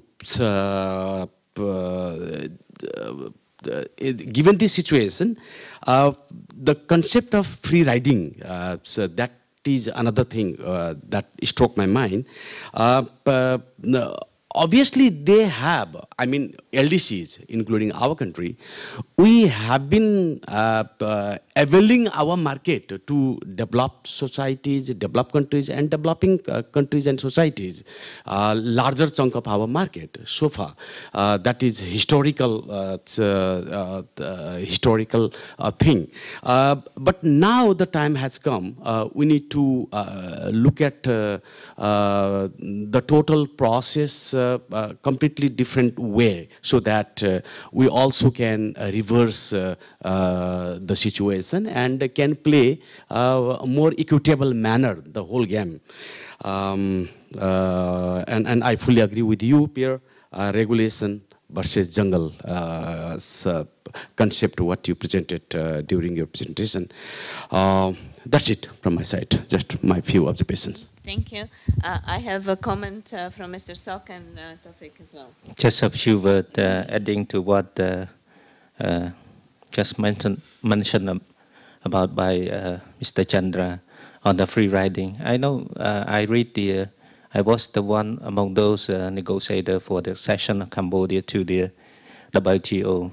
And I don't think the WTO rule-based system is the mechanism for the free riding principle. So we have given a lot the offers to the members, including to the developed members, EU and US and some other country.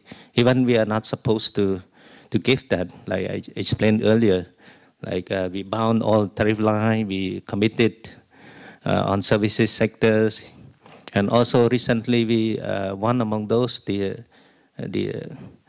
who ratified the TFA, and we also notified the category A, B, C to the WTO secretariat. We are not waiting for the assistant or whatever. What we can do, we just do it. So this my personal view. And related to the differences between the proposal made by the minister or the Geneva-based official, I think this is a kind of brainstorming in Geneva after what the minister has been decided, and then we go to Geneva. This is a kind of principle. We don't go back to the senior official. It's same like negotiating table so far. Most of the negotiators, they agree on this, on that, and sometimes they make some problem on moving forward. But since the minister come to the final day, like mentioned by Mr. Chandra, we make a big progress in every ministerial conference. Even in Hong Kong, even in Doha, we negotiated until the late morning, around 3, 4 o'clock, and then we reached several conclusions. And the problem is the implementation of the decision made by the minister. Some country, I don't want to mention, but some country, they don't want to implement it because of the reason there is the reaction from the farmers in the country and so on and so forth, especially on domestic support and export subsidy and so on and so forth. But for the preparation of the MC11, it's very important. So I may repeat personally again that we have to mix up the issues, the old issues and the new issues together, and then we try to negotiate, because this is not a free riding forum for or mechanism for the member country, but we have to give benefit to that member country at different level. So if I look back to the S&D proposal, it's nothing over what we can negotiate it. We can negotiate about it. For example, like the trim measure, some member country, they just propose to have some type of deviation from what they committed so far. And some developed country also used to do that. But on the SPS application and also the TBT, they're just asking for the timing, longer time for making comments to those measures introduced by the member country. And I just give you an example. One day, one developed country, they want to introduce safeguard measure against the export of products from some LDC country, and then they use some type of technical regulation. They introduce the high percentage or the low percentage of the tricyclazole contained in the products immediately, and then since the ability to disseminate and to analyze that is not there and the exporting market. So this is a problem that mentioned by Dr. Ratnaka, that we have to build the supply side. We have to address the supply side constraint. So why so far EU have been helped a lot in terms of improving this, but some international organizations, they take much advantage, like the money funded, granted by the EU, they take about 26 to 30% just for the management of the funding and so on and so forth. So, and the result is not reflected what really need by the LDC. They just publish some book and this and that, but the actual need is like trade facilitation, reduce costs. We need to develop the national single window. You can do that since you have the money to develop the system, you have the money to build the capacity, you have to put legal framework in place, all this type of thing that needed by LDC, or some developing country just want to join the trade facilitation agreement and so on and so forth. I thank you. Thank you, Mr. Sok. The name you recall of the author, Robert? Robert Putnam, it's a very famous writer. So taking this liberty, it's one thing more I would like to share here. I want to emphasize to have now onward a new thing in trade world, that is inclusive trade system. Yes, because in politics we have so much talk about this. So now onward we need an inclusive trade system and trade regime inclusive. Thank you. So this is alternative to Mr. Jack Ma World Trade Platform. You won't now have to have inclusive trade system as an organization.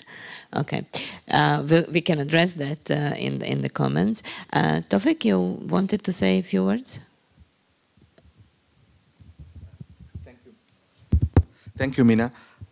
Yes, I think I totally forgot about the new issues or the other issues that I said that, you know, I need to talk on these issues as well. But before that, I want to say something that, you know, if you think about any format of trade arrangement today, whether it is multilateral, whether it is plurilateral, whether it is bilateral, all are in trouble. So no stocks to buy for your student PX. So it is not that the multilateral trading system is going through a crisis. It is other arrangements that are also not progressing well. You think about two plurilateral arrangements that WTO members were pursuing as a group of members, the agreement on environmental goods, as well as TISA, the Trade Investment Facilitation. The Trade Services Agreement, Trade in Services Agreement. These have not been at all kind of, you know, progress this year. So it's not only multilateral track, the plurilateral track is also in trouble. Now, when I say that there are some other issues that are also being raised in the WTO, you know, I wanted to say something to the developing countries and also LDCs back in Geneva, that whether or not you will have an outcome on agriculture or S&D or fishery subsidies, it is almost certain that you will have an outcome on electronic commerce. Why? Because every ministerial, and it used to have a housekeeping item. Frankly speaking, nobody used to discuss this. There is a work program on electronic commerce in the WTO adopted in 1998, and every ministerial, there is a decision taken to continue that work program. And what is the major element there? The major element is about the moratorium on customs duties on electronic transmissions. But this moratorium needs to be extended. So you need to have a decision. Of course, it's not automatic. Members need to have a consensus. But again, it is expected that moratorium will be extended at MC11 as well in Buenos Aires when ministers come. So you will continue with the moratorium on imposition of custom duties on electronic commerce. But what has happened is the other elements of that work program. This work program had certain elements which were exploratory in nature, which used to be dealt with in different bodies of the WTO. There were 4 mandated bodies. But then never members have taken those discussions that seriously. But following Nairobi, a number of proposals have been tabled. And I think in here I agree with Pierre, is that some of the proposals merit attention. This is the future of world trade. You need to be, you know, integrated to this environment, and you need to increase your capacity on how you can be integrated into the electronic commerce. And that is why probably developing countries and LDCs need to pronounce themselves. I mean, if Pierre is listening from the ministers that they have expressed an interest to increase capacity in the connectivity, why not the developing countries and LDCs, you know, pronounce themselves in the WTO? Because this is the thing, whether it is a question of access to electricity, whether it is a question of access to broadband connection, pronounce yourself, articulate yourself, and then participate. So this is something. Follow the WTO discussions. A lot of interesting proposals have been tabled. There is a kind of apathy to negotiate this issue in the WTO because there are some concerns that there is knowledge gap. There are some issues very poorly understood. You know, the preventing localization barriers. You know, what does it mean in the context of electronic commerce? So there is a need to build capacity of developing countries in understanding these issues. But these issues are going to be pursued by a group of members which has a critical mass. The second issue that has been raised, and very recently, I would say that in the last 6-7 months, and more interestingly, it used to be an issue identified with developed countries, But it is a group of developing countries that have submitted proposals on this issue, and which Ratnakar has touched upon, is investment in the WTO. But then the catch of the word is investment facilitation. And the proponents have clarified that they are not going to discuss market access rules, they are not going to discuss investment protection rules, they are not going to bring in investor-state dispute settlement provisions in the WTO. They are merely seeking transparency. They are merely seeking increased cooperation among investment agencies. And I think Secretary Sokpek also talked about single window. They're also talking about, single window facility and with regard to investment promotion. So these are the issues. And then this group of members definitely would like to have an outcome in terms of a future work, what WTO can do here. And then the third set of new issue is the micro and small medium enterprises. A group of members also want to have a work program on this issue in the WTO post MC11, how to increase the participation of SMEs in the WTO. But remember, in all three issues, there is one thing that needs to be clarified and which members have not yet clarified, neither the proponents and nor the opponents, I should say here, is that what rule, WTO rule will be applicable in these areas. When you go to UNCTAD, the same developing country delegation is participating in the e-commerce discussion in a very enthusiastic way. The same delegation, when they are coming to the WTO building, they are very apprehensive about e-commerce because they know that, there's something more important here. We are going to really define some rules. But that rules we have not yet seen. We have not yet gone to that stage. So that is why these discussions are a bit premature for decisions at Buenos Aires, but definitely there will be some kind of a work program on electronic commerce. There could be some kind of a work program on SMEs. We don't know yet, but it will be in the context of work program only, no substantive decision. But here I want to close with one comment from Ratnakar, that we always think about, okay, we are not having a substantive outcome, so we will have a post-MC11 work program, That we also did back in Bali in 2013. But remember, some delegations have also said, work program is not about process.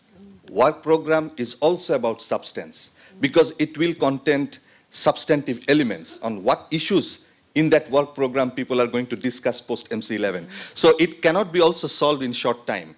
Discussion on work program can also take long. So this is something you have to keep in mind, when you expect deliverables at MC11. But there are other issues. I'll come back later on. I think we should give a chance to the audience. Thank you. Thank you. Do you have short comment? Yeah. Mm-hmm. That way, picking up. Okay. No. One, relates to e-commerce, and this is something that I just wanted to highlight, and Tawfiq has actually set the tone for discussion, and he, by providing the background of, discussion, in UNCTAD versus WTO. So what we are trying to do, together with UNCTAD, and UNCTAD has already started this process, is for these LDCs to understand where they stand. There are things that Pierre mentioned about, enormous opportunities that exist. Of course, enormous opportunities exist, but the supply side constraint and the trade facilitation related barriers, that are preventing the movement of goods will remain there. And that's why an event was organized during the global review. I think you also participated in that event. Clicks need bricks, Without the brick and mortar facility, LDCs may not be able to take advantage. So in order to understand, what is the reality on the ground, we've initiated this, what is known as rapid e-trade readiness assessment. We consciously did not use the word e-commerce assessment, that could, that might create a problem. So e-trade readiness assessment. And this was done in Cambodia. This was done in Bhutan by UNCTAD alone. And then we initiated this kind of assessment in other countries, mostly in Asia Pacific. Nepal. Samoa, they have completed the assessment, and Vanuatu and Solomon Island, we are initiating the assessment. The purpose is to understand simply where these LDCs stand in terms of their capacity to take advantage of the opportunity, whether there are problems on the regulatory side, problems on the policy side, problem on infrastructure side, problems on other inclusive agenda.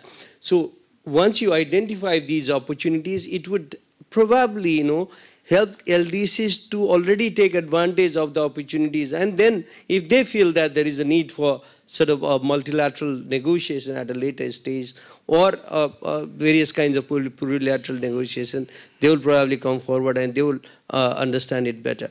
That's one aspect that I wanted to highlight. Second aspect, and this is something following up on Ranja's comment on excluding the small fisher folks, even in relation to IUU. And there must be a proposal, that might be tabled at some stage, and we are not here to, guide the sovereign states, but, on de minimis. If we are talking about special and differential treatment, there might be a de minimis sort of, threshold beyond which a discipline will apply. And we clearly have a precedence for that in the agreement on agriculture and elsewhere as well in the regional trade agenda. Thank you, Ratnakar. Okay, if you would please raise your flags, or if you don't have it, well, you're fortunate enough you have it here. So I have a delegate from Mongolia. Raise of hands, just let me see how many questions do we have. Raise your hands, please. Who has a question? So another one. Okay, 3. Okay. So please, Mr. Engel. Thank you.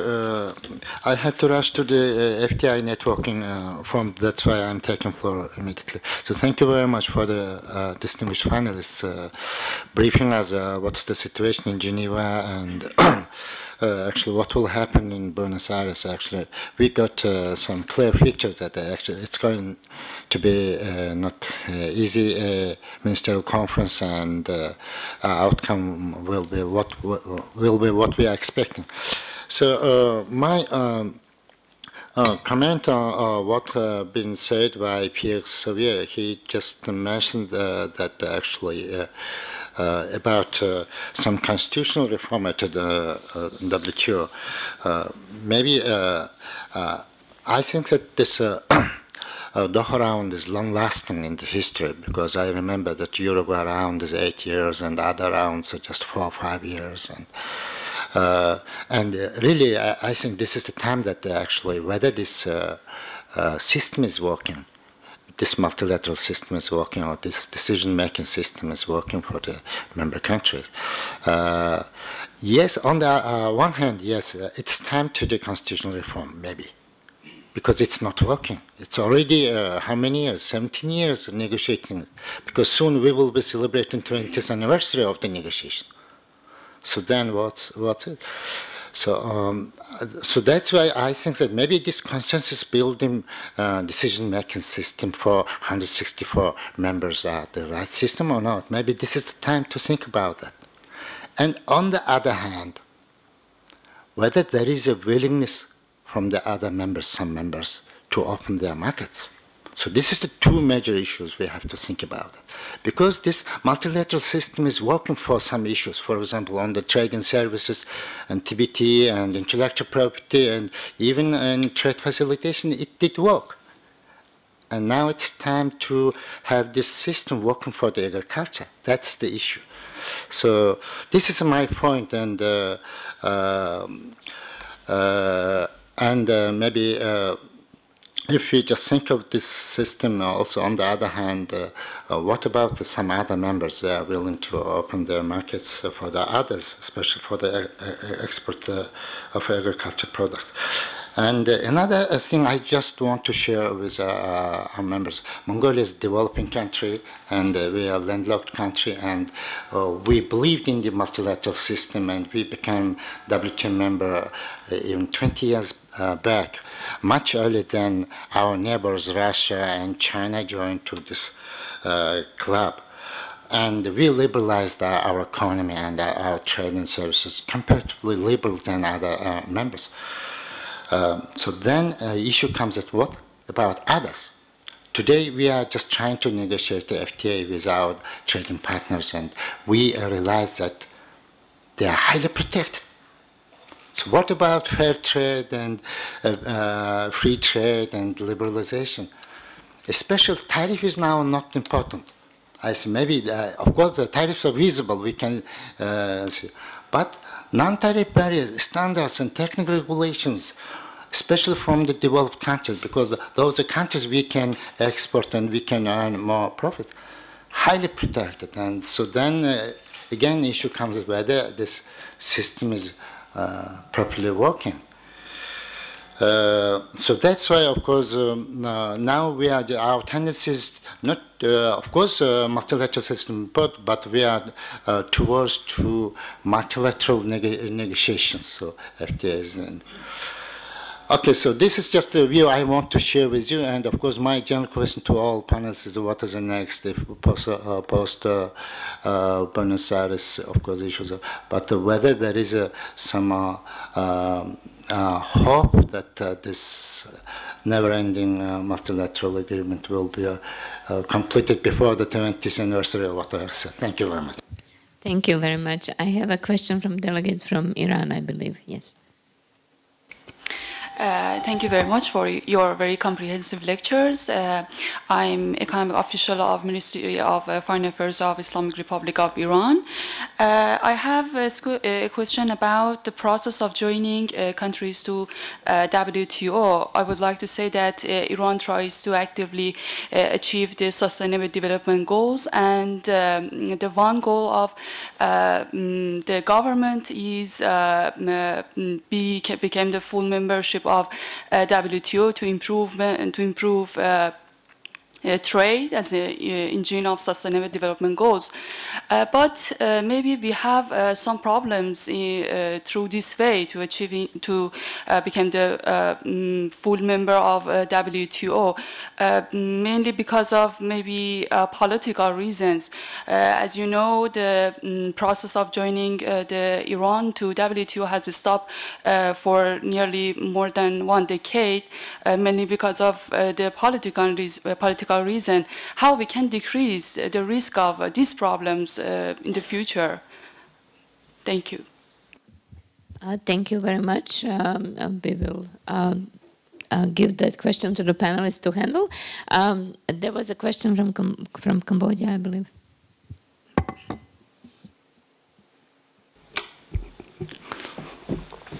Thank you to all panelists for giving the view on how to safeguarding the multilateral trading system for sustainable development goals.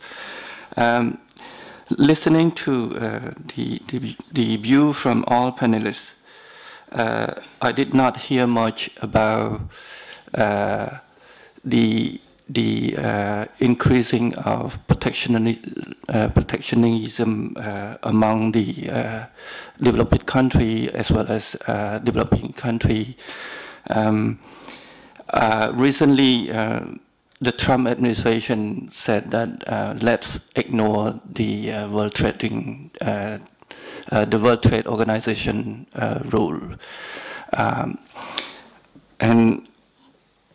and at the same time, some panelists said that there will be some positive outcome for the upcoming MC11, and some said that there's not clear outcome on that when they are coming through the post. No, the pre-MC11 discussion.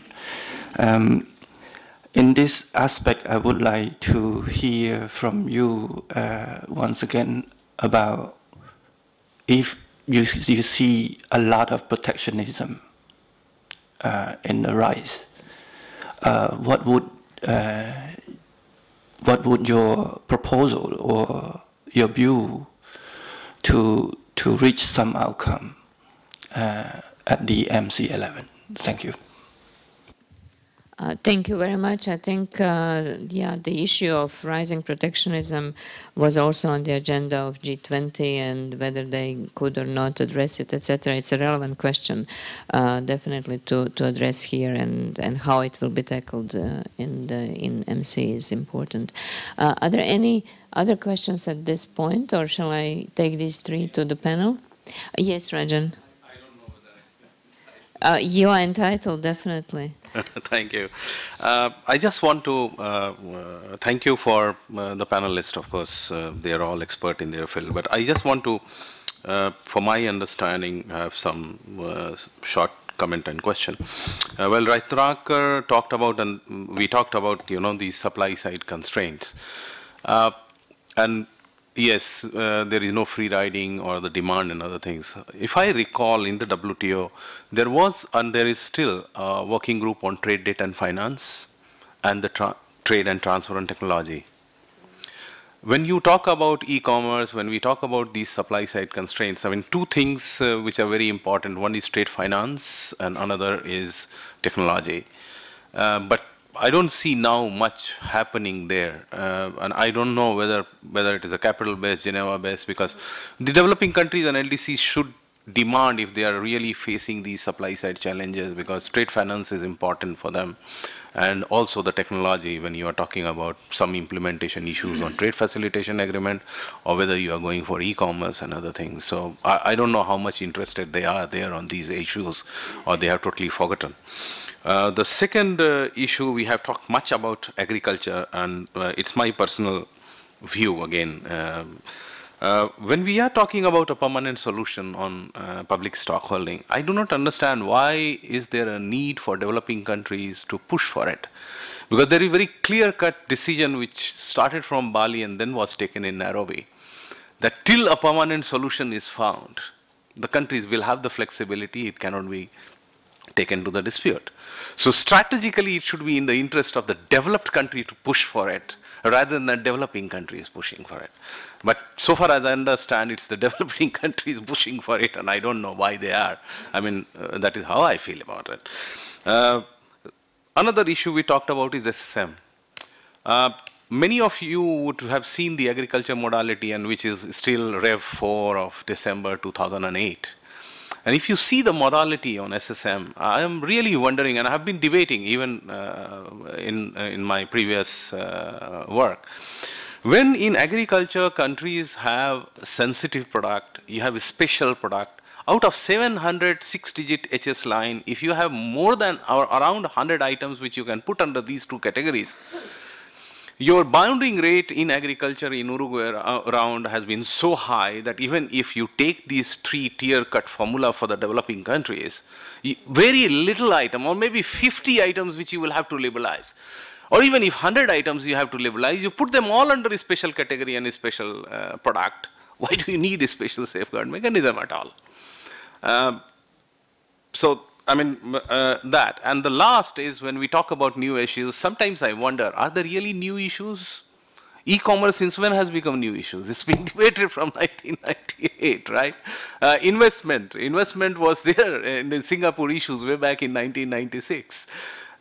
So one can understand when you talk about issues which are included for negotiations in Doha, and but I mean, these are the issues which are very, very important, which are very, very relevant. Yes, Ranja said that she wants to talk about bilateral and other thing. My question is, countries are blindly signing in all their regional trading agreements, investment agreement. Forget about investment facilitation. They are signing investment which is liberalization in market access, talking about even sometimes taking commitments beyond what their autonomous liberalization is. Undertaking commitment which, I mean, of course, TPP is one example where it has gone TRIPS plus and other things. And still the same countries, when it comes to the WTO negotiation, they become very conservative.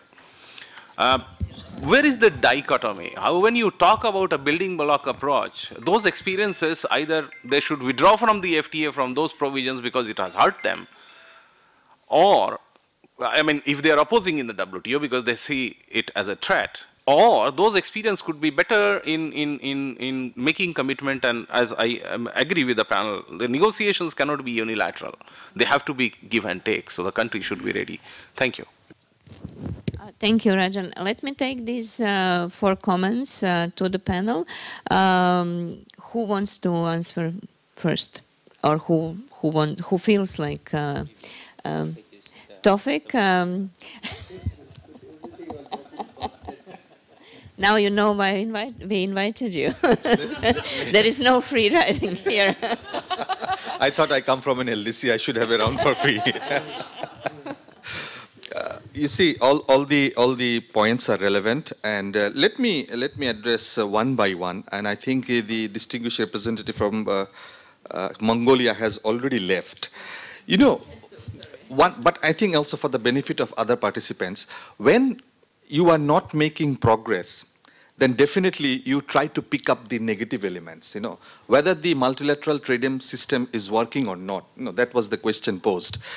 I would rather kind of rephrase the question in a different way, that how the system can work better. You know, it is definitely functioning. And you see, we sometimes forget the achievements that the multilateral system has been able to kind of, you know, make over the last decade. In Bali, we have adopted the trade facilitation agreement, and this February, the agreement has come into force. First ever multilateral agreement since the establishment of WTO in 1995. I mean, yes, of course, if you look at the substance of the agreement, there can be differences, but it was a milestone. Then if you look at in Nairobi, there was a substantive decision on the elimination of export subsidies in agriculture. So there was a progress. You had LDC packages, you know, that was adopted in Bali, that was adopted in Nairobi, and we are implementing the decisions taken in favor of LDCs. Of course, there is scope for improvement, but things are moving. So yes, multilateral trading system can do more. Expectations are more from the system. But we have to also realize that, and I think some of the panelists have also alluded to that, you know, 164 members, it's not the same world as before. The second point about, I think, Iran, definitely accession process in the WTO, it is in the hands of the member states. Secretariat is in a difficult position to comment. Countries apply to join the WTO, then a working party established, then you negotiate the accession package with the interested members. Definitely there are some political reasons for which things don't move. But what I would suggest that, you know, probably there are some groups in Geneva, and one of the group is informal group of developing countries, which Iran is also a member, and that group from time to time take up accessions very particularly with members. So probably your delegation in Geneva can also reactivate that kind of a group work and try to see whether the accession of Iran can be reactivated. The question from Cambodia, actually, you know, the protectionist sentiments, you know, I think Ratnakar also touched on that. And, you know, one thing one has to realize is that we are operating in a very, in a kind of unprecedented environment. Global trade is not moving. Trade growth is sluggish. It is behind the GDP growth. And only, I think only in Asia, you know, our latest WTO statistics say that, you know, some improvement is coming on and trade is picking up. Trade volume has increased in intra-regional trade in Asia, so which is also affecting the global figure. So trade growth is probably has started to expand. But for a long period now, you know, the growth is sluggish. And in that environment, members will be cautious in making new progress in market access. Remember, look at all the issues that are currently being discussed. None of the issues talk about market access. We are only talking about subsidies or kind of transparency or some rules to help countries to integrate better. We are not talking about market access. So it is a difficult period to make new concessions in market access because the world economy is slowing down. You know, of course, North America has expanded a little bit in the recent past, but look at China. Chinese economy has slowed down. Indian economy has slowed down a little bit. And these are the important markets for LDCs. And that's why we see the share of LDCs also growing down. If I may just to jump into that, to give you a sub-question on that, because the issue of market access was mostly handled by liberalization of tariffs, right? And we have cut those apart from, of course, you have peaks, etc., and some products, but average in the major markets is very low, right?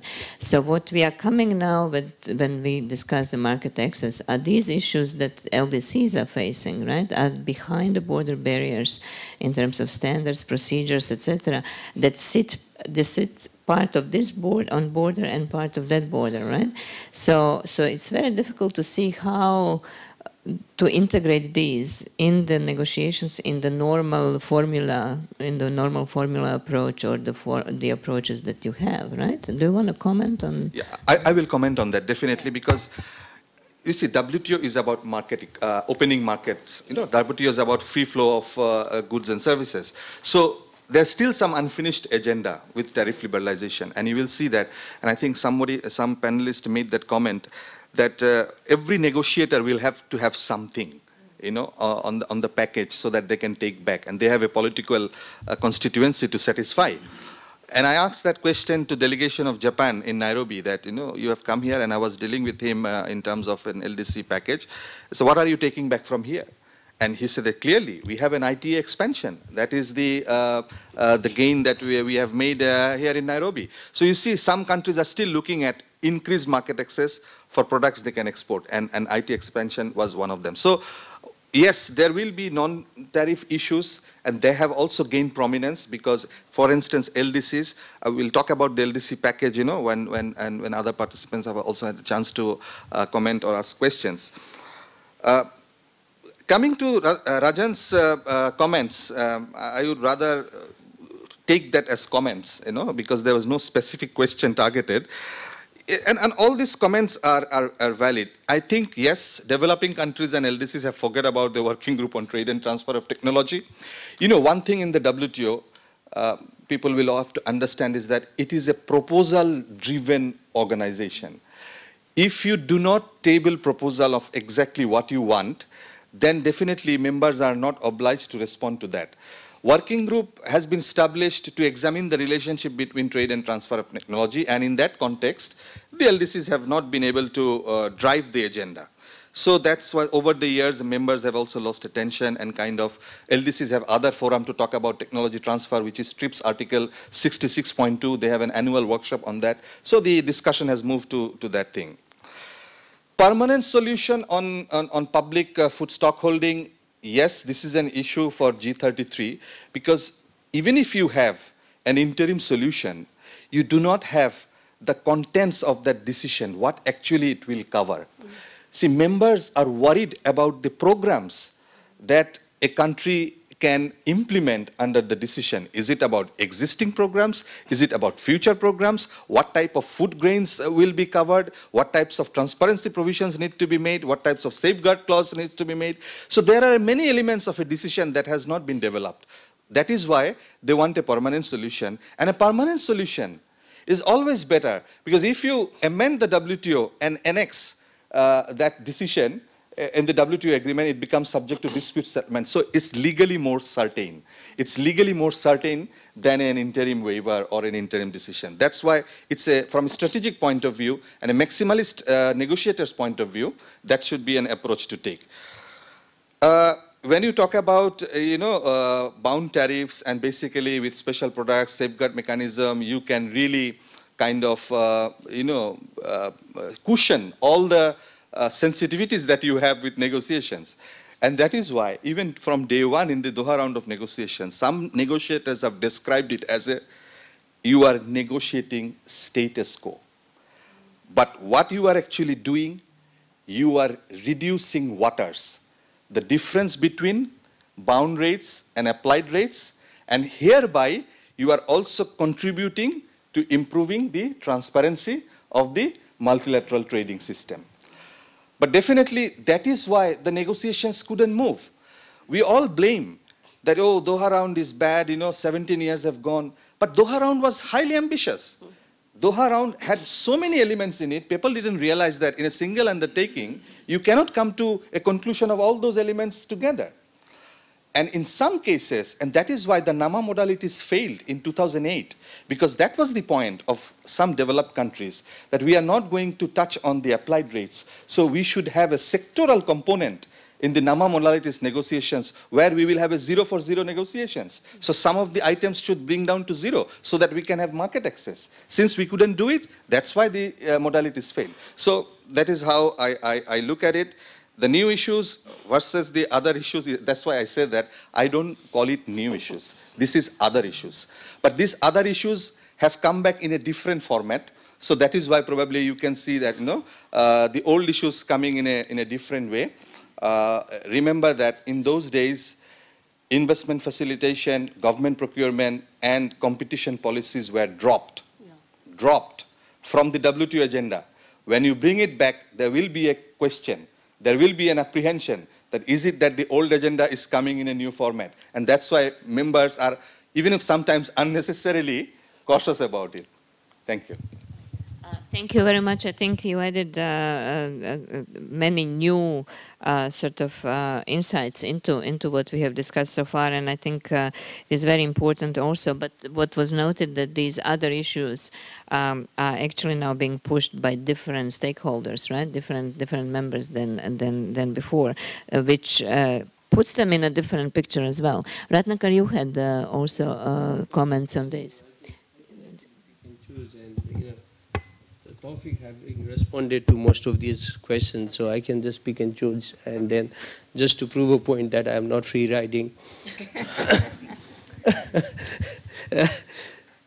Starting with Rajan, Rajan has great insights actually in relation to trade negotiation. Actually, he should be sitting here on the panel, and then than us sitting here. In relation to investment, Rajan, in relation to investment. There are certain provisions, if you look at the bilateral investment treaty, that go almost close to NAFTA Chapter 11. I mean, investor-state dispute provisions and other provisions on deemed expropriation and all those, finer details that are there already in the bilateral and other kinds of, investment treaties. So, multilateralizing them, is a bit of a challenge for certain countries, and the reason they don't want to probably multilateralize is that because they would, be dragged into the dispute settlement board, which is more severe and stringent compared to the provisions in bilateral investment treaties in relation to dispute settlement, and number two, that it's a give and give and take. There's a trade-off. If you give in, of course, if they are using at that card that they would only open when they receive, some bargain in return in relation to agriculture or other issues, then that's I would call it a strategy rather than the matter of principle. Second, in relation to a question from Cambodia, I want to just elaborate. I did mention about the protectionism, but I didn't go into the details, of course, because of limited time. Now that you have provided me the opportunity, let me explain this a bit. In relation to market access, even for LDCs, we've talked about rules of origin, we've talked about standard, we've talked about processes, right? I mentioned this, and Mia also elaborated on those aspects. There used to be a time when we used to calculate the tariff equivalent of non-tariff barriers, right? I don't know what formula was used, but they got it almost 90% right, if not 100% right.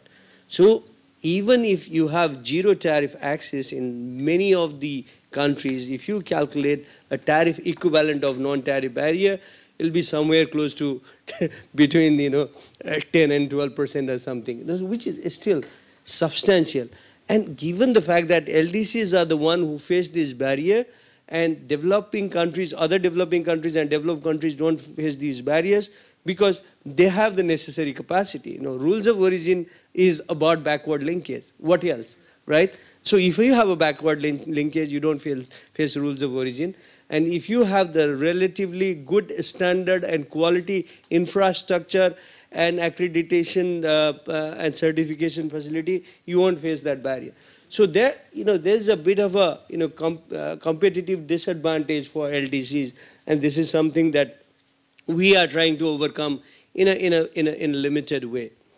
Another study, actually just to quote a study that was done in 2015 by Simon Evnett and another colleague of his, that the cost to LDCs of trade distorting policies and practices that was adopted between 2009 and 2013 in the aftermath of global financial crisis was $264 billion, just to LDCs. I mean, what we need to think, now is if there is a decision during the, coming from your comments, and again speaking on my personal capacity, if there is a decision at MC11 to revive the surveillance mechanism that was established, that was put in place in the aftermath of global financial crisis, to see what is happening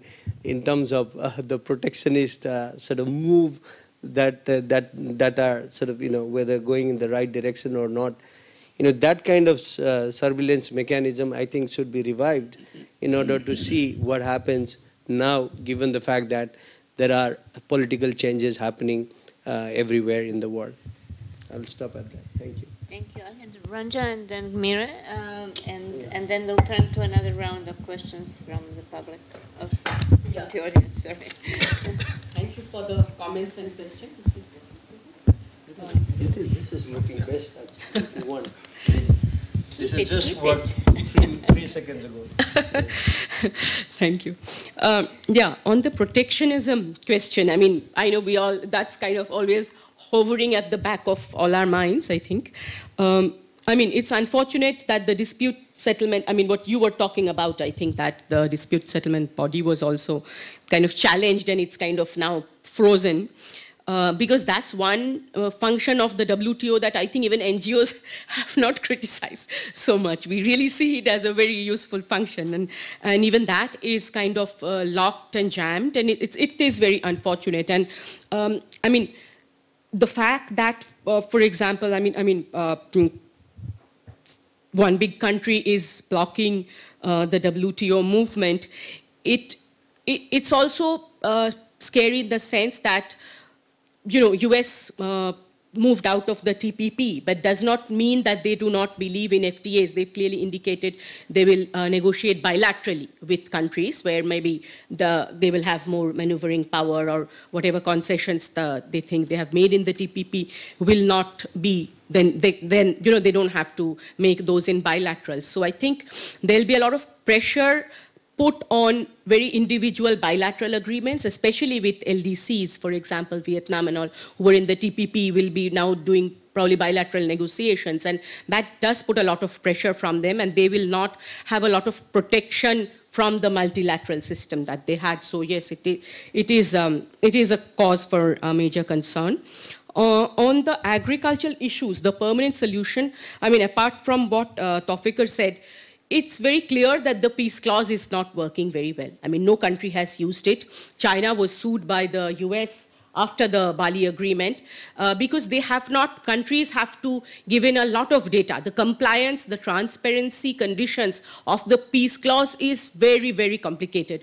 They have to file a lot of data and also satisfy the conditionalities that they should not, impose on food security of another country, or those subsidies should not be trade distorting, which is actually in the first place because they were considered trade distorting by WTO definition that the whole issue came up. So, and that's what they are talking about now when they are talking about the permanent solution, developing and least developed countries, is that this permanent solution has to be different and a bit better in terms of usability. It has to be more user-friendly compared to the peace clause. So the peace clause, simply peace clause continuing forever, given whatever is the legal consequence, is simply not enough. They cannot use it. Like we have seen in case of many other instruments offered in the WTO, which are there on paper, but when you, I think what Mr. Gimire was also talking about, that it is there on paper, but when you use it, you see that it's not really very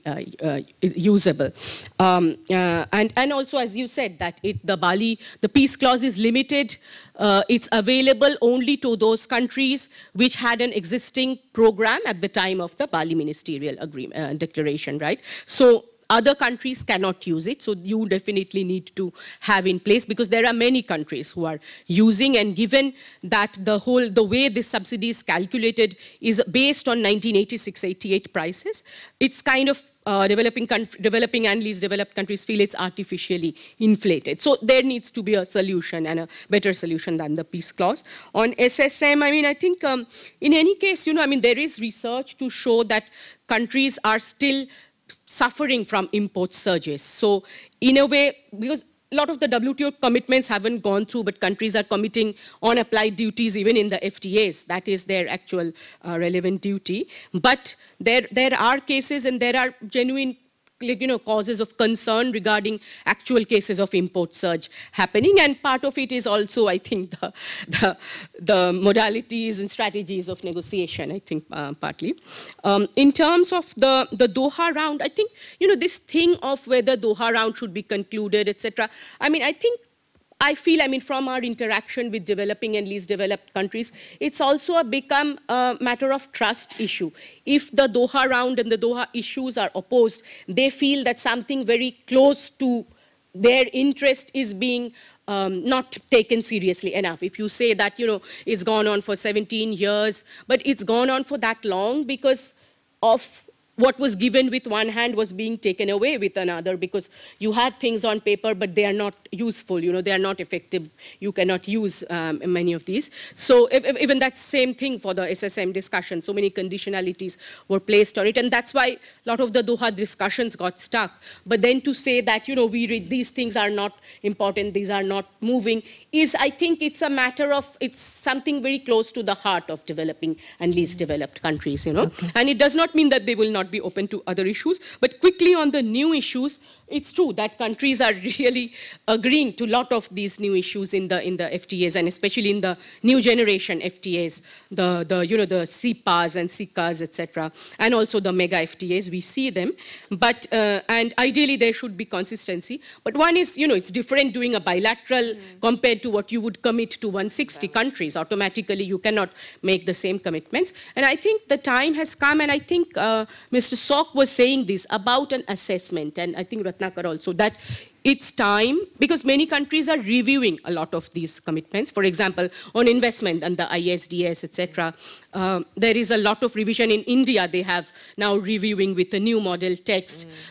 Indonesia has, is renegotiating a lot of it. South Africa, even within the EU, there is though the WTO is talking about facilitation at the moment, but I think there is a lot of concern about how it's always facilitation at the beginning, but then stage by stage, different things come in. So once you agree to negotiations, you should be prepared that, it could go step by step. And therefore, but I agree that it should be, I think all countries, developing, least developed, and I think developed countries already have it prepared. Their position on new issues, their assessment from what they got and lost from committing maybe in the bilaterals, it should be very clear to them. And if you think that you have benefited, you will, of course, commit to multilateral. If you do not think, you could even rethink, review your FTA commitments, like many countries are doing on many of these issues. And new issues, I think just one line to end, I think why it is so why countries are so hesitant, especially developing and least developed, developed countries, is I think these issues really get into policy areas. We know developed countries are not trying to, getting up in the morning and thinking of taking policy space away, but policy space, but as you said, it is necessary. You have to regulate. And because developing and least developed countries do not have so much of their regulation in place, it's very important for them, especially for meeting development objectives, for sustainable development goals. And we see that a lot of these issues are really getting into policy space areas. That's why the concern. We have done research on e-commerce, which shows, we all love the e-trading, digital economy. I use it a lot. But we have done research which shows that policy space of 13 to 16 ministries will be actually impacted by the specific rules that are proposed. One thing is, we love digital economy, we would want it to grow. It is growing very well. But the other is, what are the rules that are being specifically proposed? And if you look at those, we have really, our analysis is ready to go. I think if any of you are interested, we could make it available in a few days, is how policy space of ministries, labor to industrial policy, to agricultural policy, to financial policy, could be influenced by these commitments. So countries really need to assess what these mean, where they are, and then how would they like to move forward. Thank you so much. That only strengthens the importance for coordinating approach and integrated approach. Very short comment from you, sir, and then we have to address the issues of possible solutions through plurilateral approach, which is very important, and I want to leave enough time for that. So if where is your mic? I don't know. All over there. Concentrated. Thank you. Just few observations from my side. First, I start from panelist. I think Rajan, he pointed out the need of market access, and at the same time, Ratnakar, he focused on investment facilitation, if I did not understood the wrong way. To me, it is, this dilemma is sort of chicken and egg. I mean, where from to start? I think we have to start at a time both of the things. Second, sustainable development and SDG, very aptly Ms. Sen Gupta, she has pointed it out. In this regard, what I must say is, if not given conducive space, especially to LDCs, we might be facing a big failure well before 2030. What target we have set regarding SDGs, we need to work out in this regard very, very seriously. Third is, I'm coming down, Mongolian, a friend from Mongolia, he had pointed out one issue regarding landlockedness. What I want to say here is, being a speaker from landlocked country, Nepal, we can feel the pain, how much the significance it has, that is the significance of multilateralism, and that is in favor of a landlocked country. This regard, I stop here. Another is, having said this, let's say, diplomacy, as it is said everywhere, as diplomacy is a game of hope.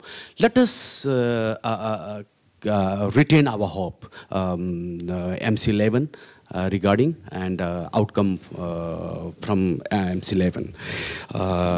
Let's not lose that hope. Another, my observation is accession bottleneck. I think a colleague from Iran, she has raised this issue, concern. Obviously, what we say is global market is just like a chapati. We do not divide it and distribute it each and every pieces to each and every participant. Rather, we have to enlarge it first and then and share equitable space in that chapati. So that regard, accession has to be facilitated from all sides. Another point. I think Cambodian speaker, he noted the idea of protectionism out of his observation. Currently, to me as well, weather is not running good currently. Let us hope one day the weather itself will be not bad, or rather good, and then will bring in positive results sooner or later. This is a political thing. That's why it's indicative. We have mentioned this my observation. E-commerce, I fully, along with all speakers, we need to work out further, definitely. And finally, there is one thing, I think none of us touched upon this. I want to give a little bit emphasis on this. Now we are heading towards MC11. LDCs, developed, everyone. And at the same time, we are discussing about whether to go with our past agenda or go with certain additional agenda. Here my note of suggestion is, especially for LDCs, let us have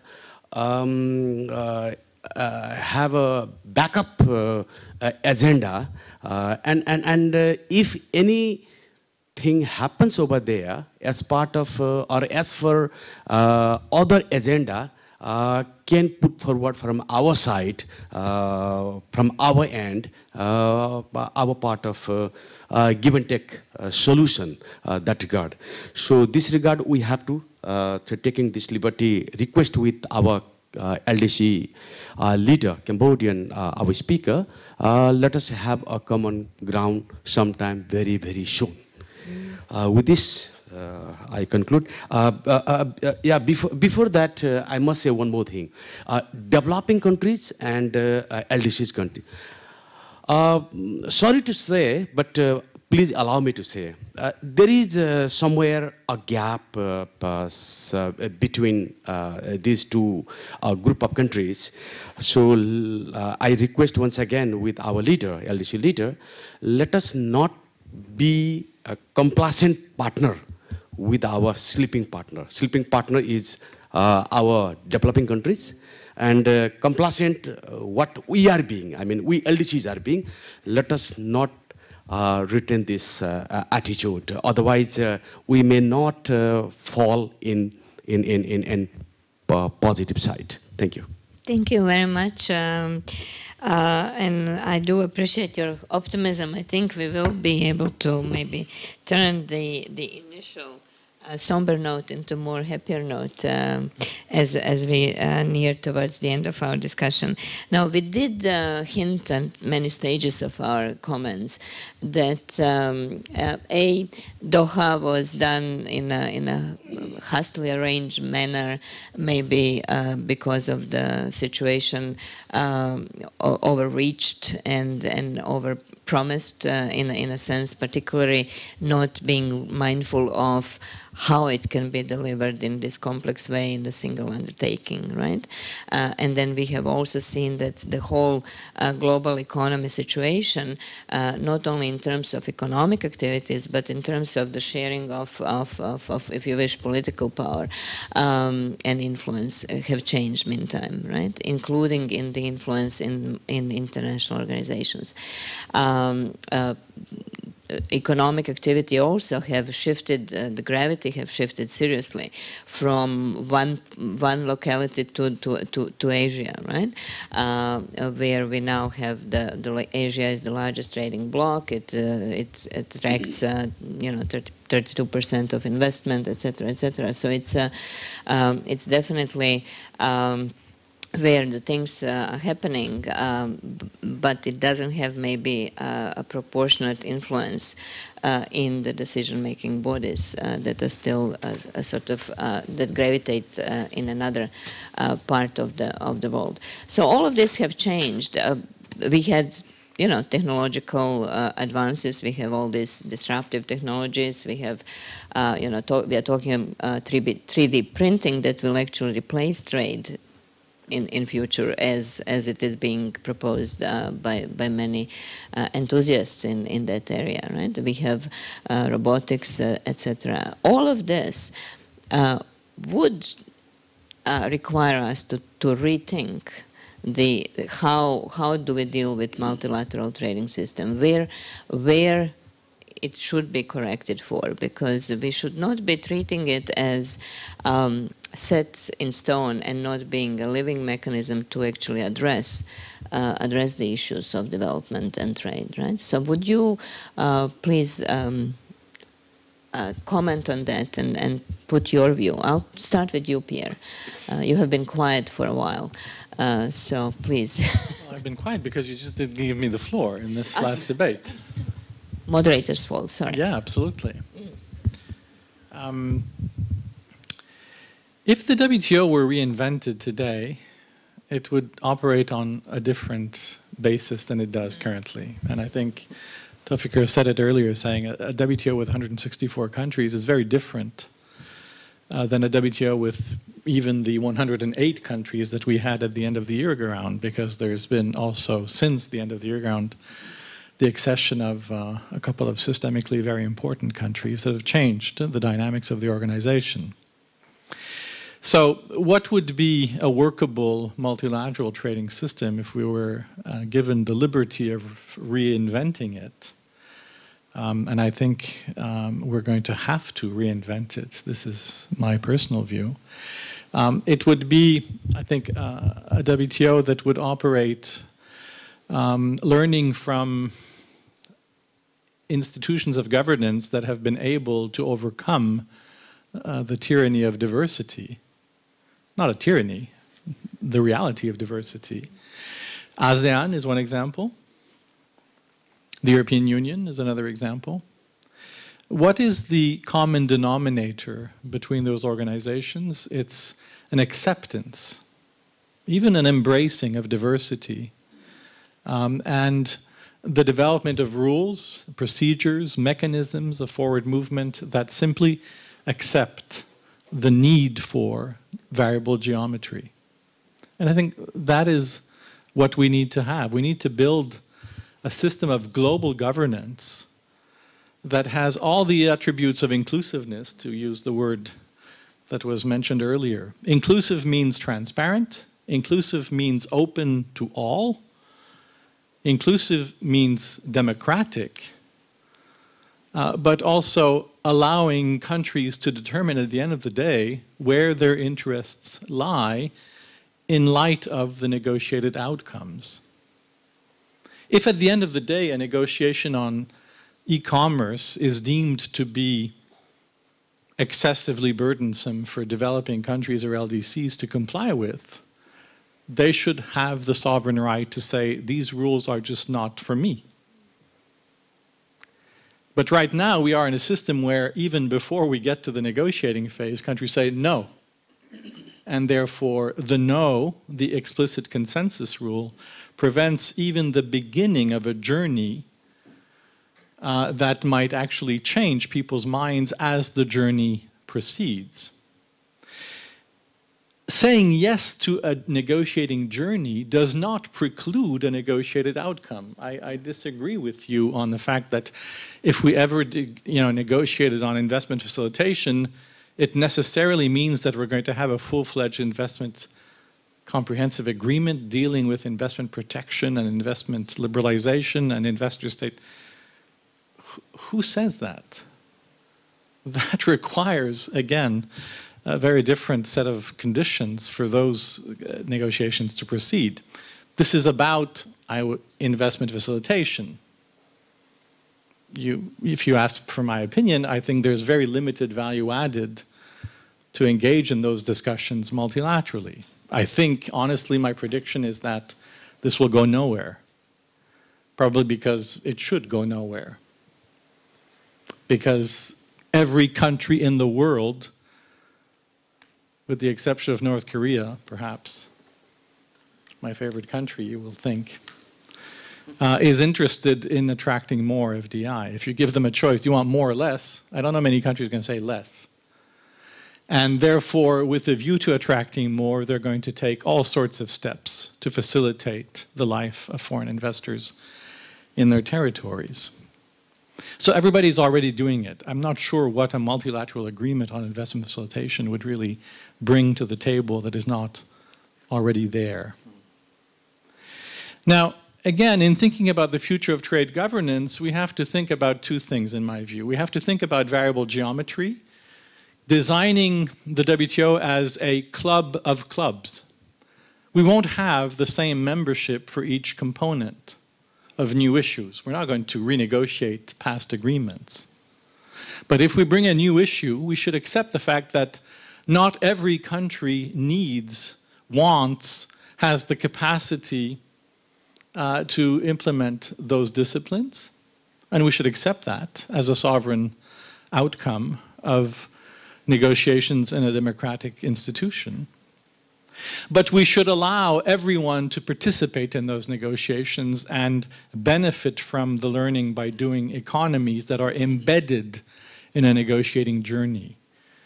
The tragedy of TISA, the Trade and Services Agreement negotiations that took place secretively up the road from the WTO in recent years, a disgrace in my view, was that they were taking place behind closed doors, not allowing countries that have an interest in services, but they're just not sure if they want to join this WTO Plus agreement, preventing them from learning.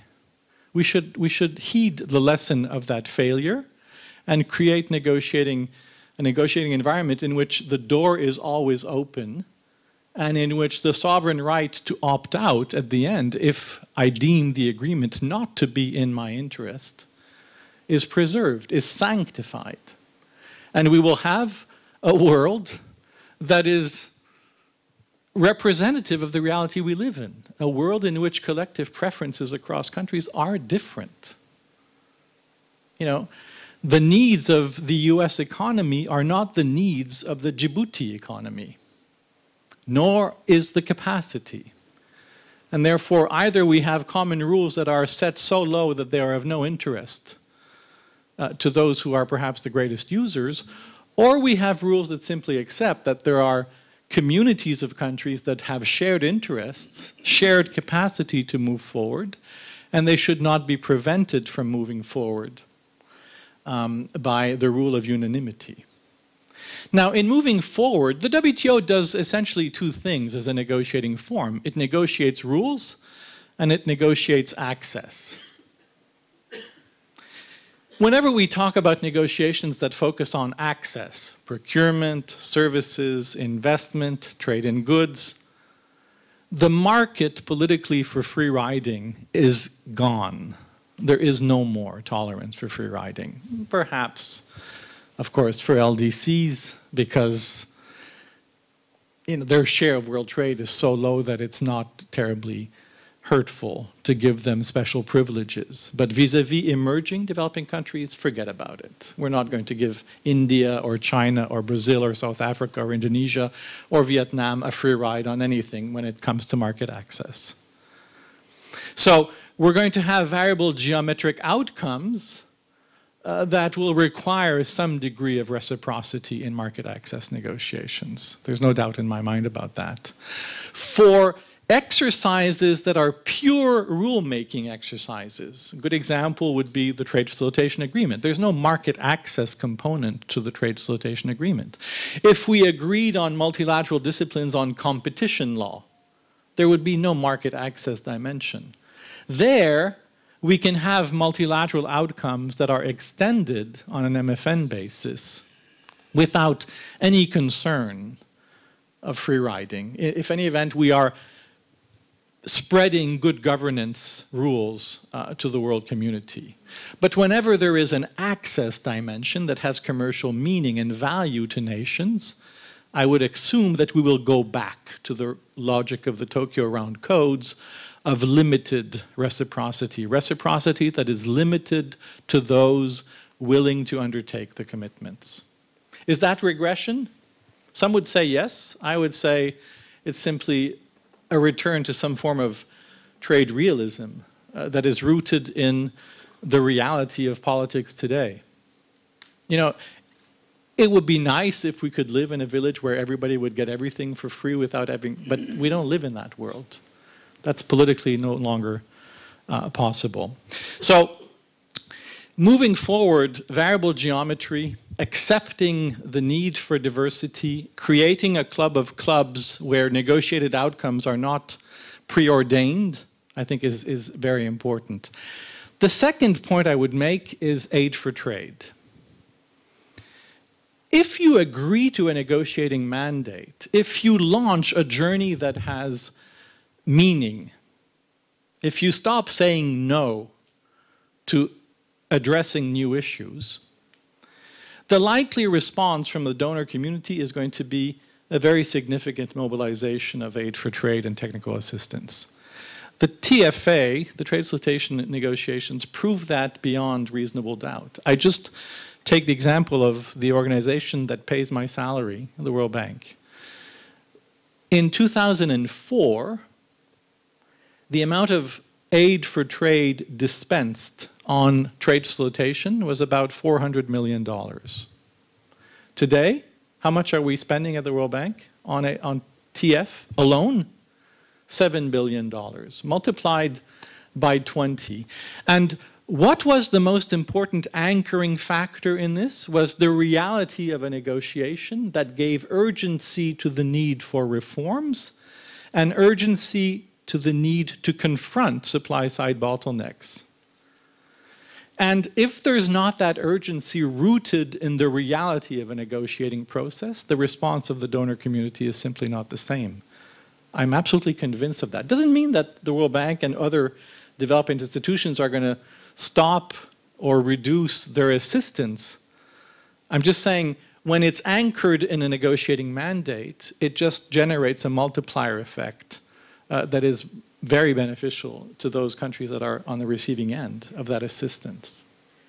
So again, I would say, when we think about the future of trade governance, think about the opportunity cost of saying no in terms of your ability to actually do something in a cooperative manner about the supply side bottlenecks that lie behind your reluctance to engage.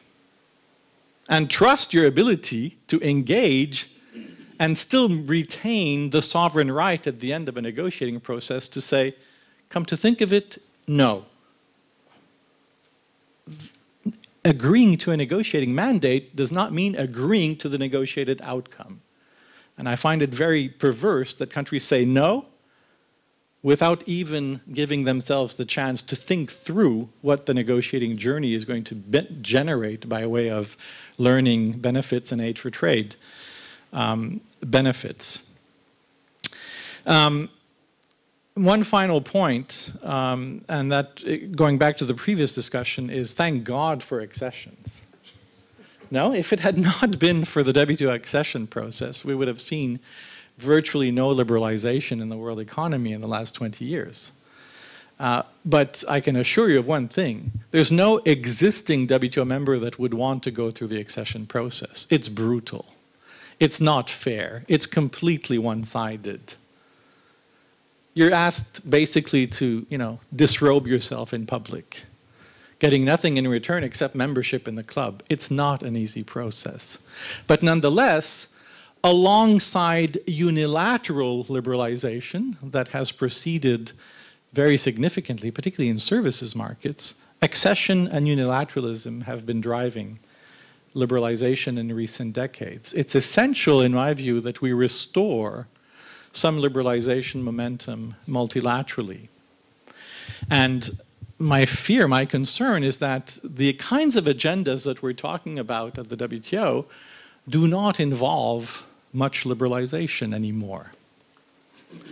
It's very tilted towards rulemaking, but no market access. And if that continues, support for liberalization within the business community, which is an important constituency. At the end of the day, we make rules to support business transactions in a world that is governed by market forces.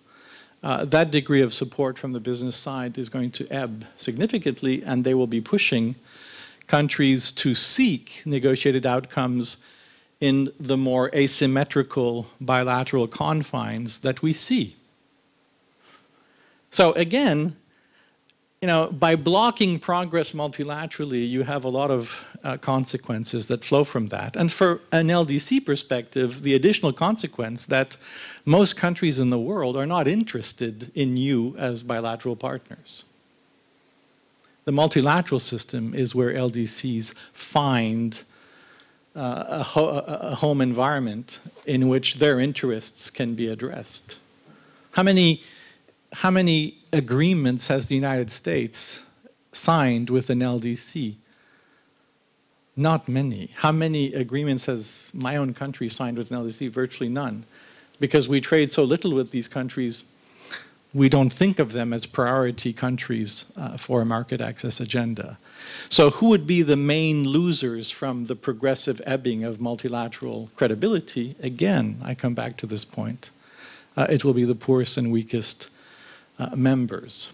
And yet, a very significant number of those poorest members, I would argue, Chatham House rules please, are precisely those who tend to say no to forward movement in the WTO. They are, in a way, acting against their very own longer-term interests in doing so. Let me stop there. Thank you very much. No, I think it's working. Yeah, thank you very much, Pierre. I think you have set the stage for other panelists to comment in what you have said, and I fully agree with you that we will need to rethink the system as such, right? Even if we adhere to the value of the principle of multilateralism. But what I didn't get from you, and what I'm going to seek from other panelists, is when? What is the time dimension of this rethinking? What will be the triggering point? Is it not achieving an declaration in Buenos Aires? Is it disruption of the functioning of the dispute settlement? What it will, is it another crisis, or what it will be to actually start work in Geneva in terms of, or is it going to happen in Geneva at all, on this rethinking and reshaping of the multilateral system? Because I think it will be very important how it's going to be shaped. As we said, we have locked in the value of multilateral as principle into the achievement of sustainable development, right? So we can't lose that. And I think we will have to urgently rethink of the workable system to support the achievement of SDs. So if I may go from you towards the end of the row, in the last comments on that, because we are also facing our allotted time for the panel. So very quick comment. Thank you. To the Thank point. you. Just to support Dr. Ratanaka on the supply side constraint and also related issues that we need to address. And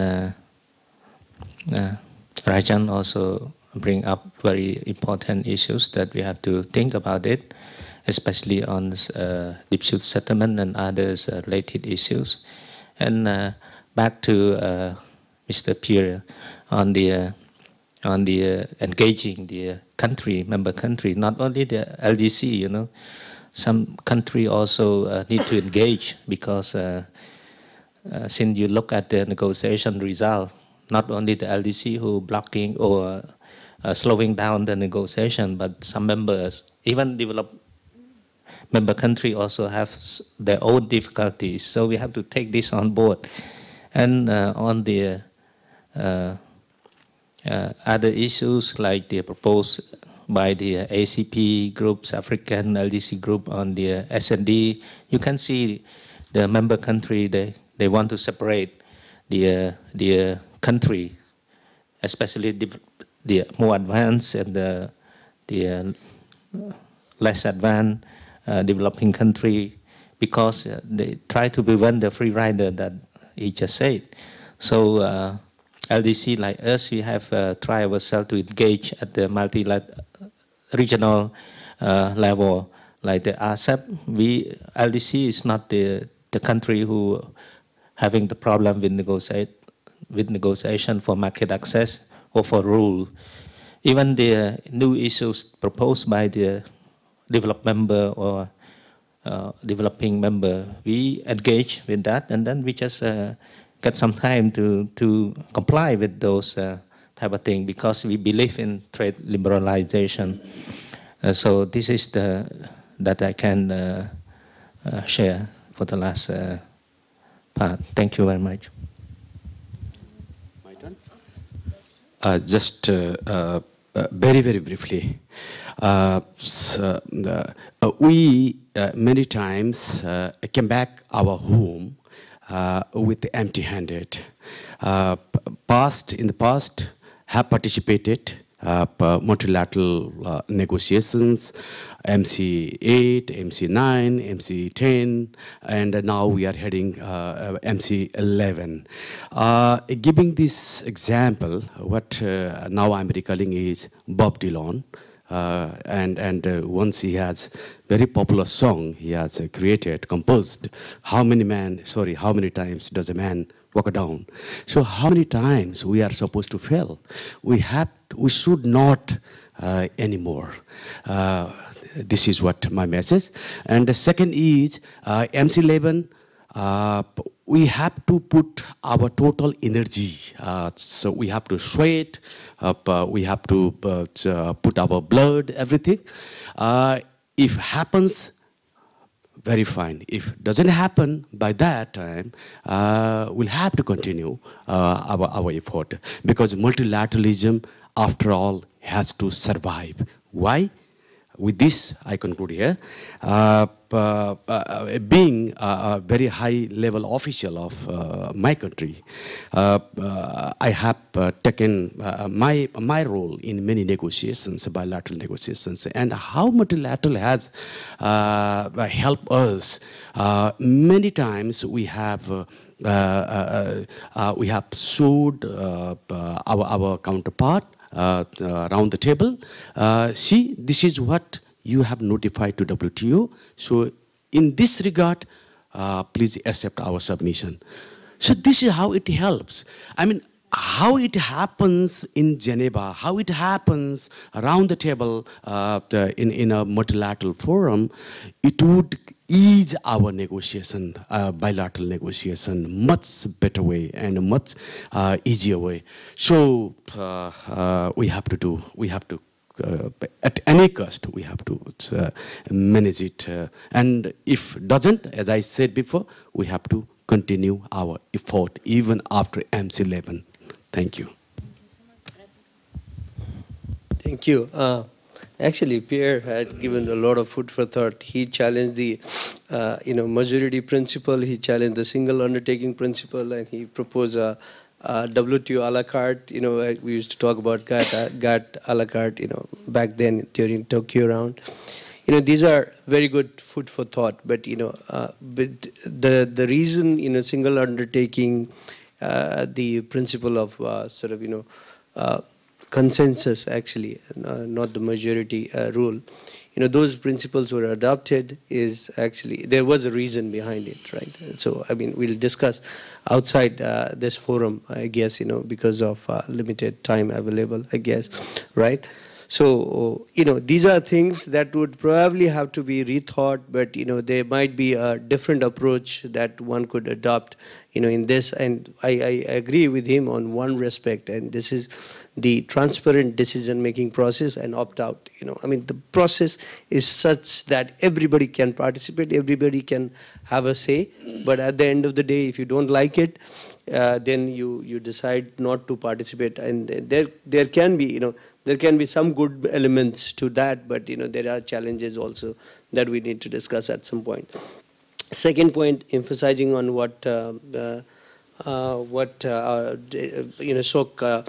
from the delegate from Cambodia, high-level delegate from Cambodia, has mentioned, the issue of supply-side constraint. These issues are not only trade-related issues. It will be a mistake to consider them as trade-related issues. When I talk about supply-side constraint, I normally focus on 4 elements. One is the institutional element, another is the infrastructure element, and third one is the element of technology, And fourth one is the element of human capital. There are many others, but these are the four fundamental, aspects driving the supply capacity constraints, right? And these are not only important from the perspective of trade, these are important from the perspective of, taking the countries into a different level of development trajectory, right? So, the World Bank actually has come up with a report that, investing in human capital is very, very important. Just a recent report, right? Which I've not found time to read. Maybe I can discuss with Pierre at some time, at some moment regarding this, because the technology element, would make some of these jobs redundant in few years' time, 40% or 50% of the job redundant. So there is not only important, there is a significant sort of importance in investing in human capital, whether or not you trade, whether or not you participate in trading arrangement, multilaterally, bilaterally, or regionally, you have to invest on those aspects. And then, that is also partly related to aid for trade. Of course, it's important that aid for trade could flow. More aid for trade could flow in if they are anchored in certain kind of arrangement, possibly a multilateral arrangement. But even without that, aid for trade was growing and will continue to grow. This is what I believe in. So I'll probably stop there. Thank you. Thank you very much. Thank you very much, Ratnakar. No, that's fine. It's now working. It does not start instantaneously. You are skipping your turn. You want to say something else, Pierre, on the basis of these comments on your submissions on the rethinking? No. Okay. Good. Okay. All right. No, that's fine. Okay. Let me go to Ranja and then come back to the WTO as the final word. Okay. Yeah, I think the multilateral system remains crucially important, not only because it's been, mentioned in the SDGs, etc., but we see that because the countries are also signing the FTAs, and there are some issues which can't be negotiated in there. For example, the subsidies issue, you have to go to a multilateral platform for that. So the WTO, apart from its dispute settlement mechanism, it remains important for providing that multilateral platform on many issues which simply can't be resolved bilaterally or maybe even plurilaterally. And I agree that it's a much more transparent process. NGOs have been criticizing the WTO for a long time, but when the FTAs came, especially in terms of secrecy and process, we said, oh, WTO really much better. So, there is a lot of value that WTO has to offer, and I think you were asking about the timing. When will it really kind of turn so that countries decide to go a different path or change the structure? I don't know about that, but I think in a way the present crisis, and we are clear, I think everybody agrees that the WTO faces a major crisis at the moment.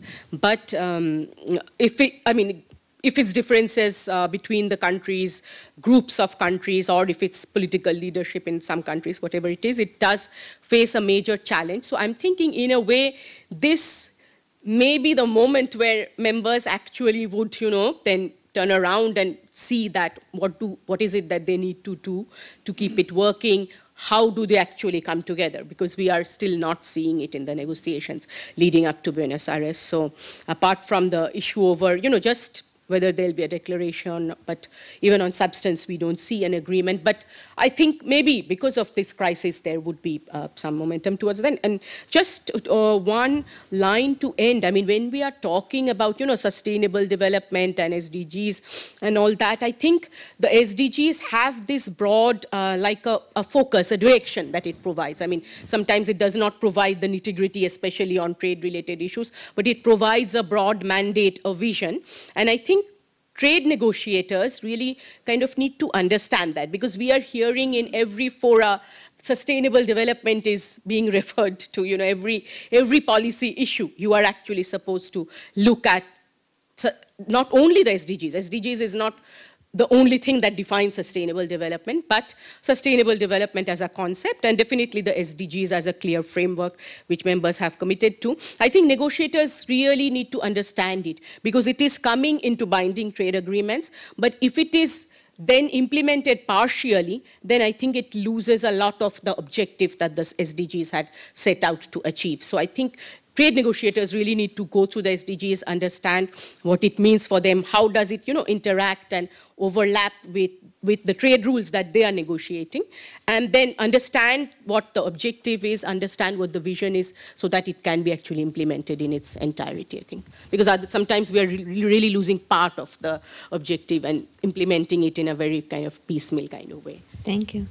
Okay, after all, Pierre has to say something. We're going to give our friend from the WTO the last word, because of course, his system is in peril, so he should have the last word. Hopefully, a word of hope. I don't know if you're a Catholic. You're probably not. I'm Catholic, and of course we thrive on hope. So I'm always hopeful, even. And you put hope against hope. In your faith, yeah. Now, I just wanted to make one final observation that I forgot to mention, and that is, in thinking about the WTO of the future, we need to be mindful of what I would call avoiding mission creep. In other words, asking the WTO to do too much and to do things for which it's not really designed. And I sense some risk in the kinds of discussions that are taking place right now at the WTO in going down this route. A good example, in my view, would be the discussion on SMEs. Just because an issue is important to trade, and who would deny the importance of SMEs to trade? The majority of firms in every country in the world are SMEs, and a lot of them trade. So trade is important to SMEs. But are we going to have WTO disciplines that differentiate by the size of firm? And this makes no sense. So this is an issue, in my view, at the WTO, total waste of time. Of course, this is very politically incorrect to say that, but a waste of time. SMEs require assistance, they require access to finance, they require hand-holding, they require investment and trade promotion, assistance, and so on. That's not the province of the WTO. And so it's a bit wasteful to ask the WTO to do anything concrete in this area. Trade and gender is another agenda that is extraordinarily important, because trade does not affect women the same way that it affects men.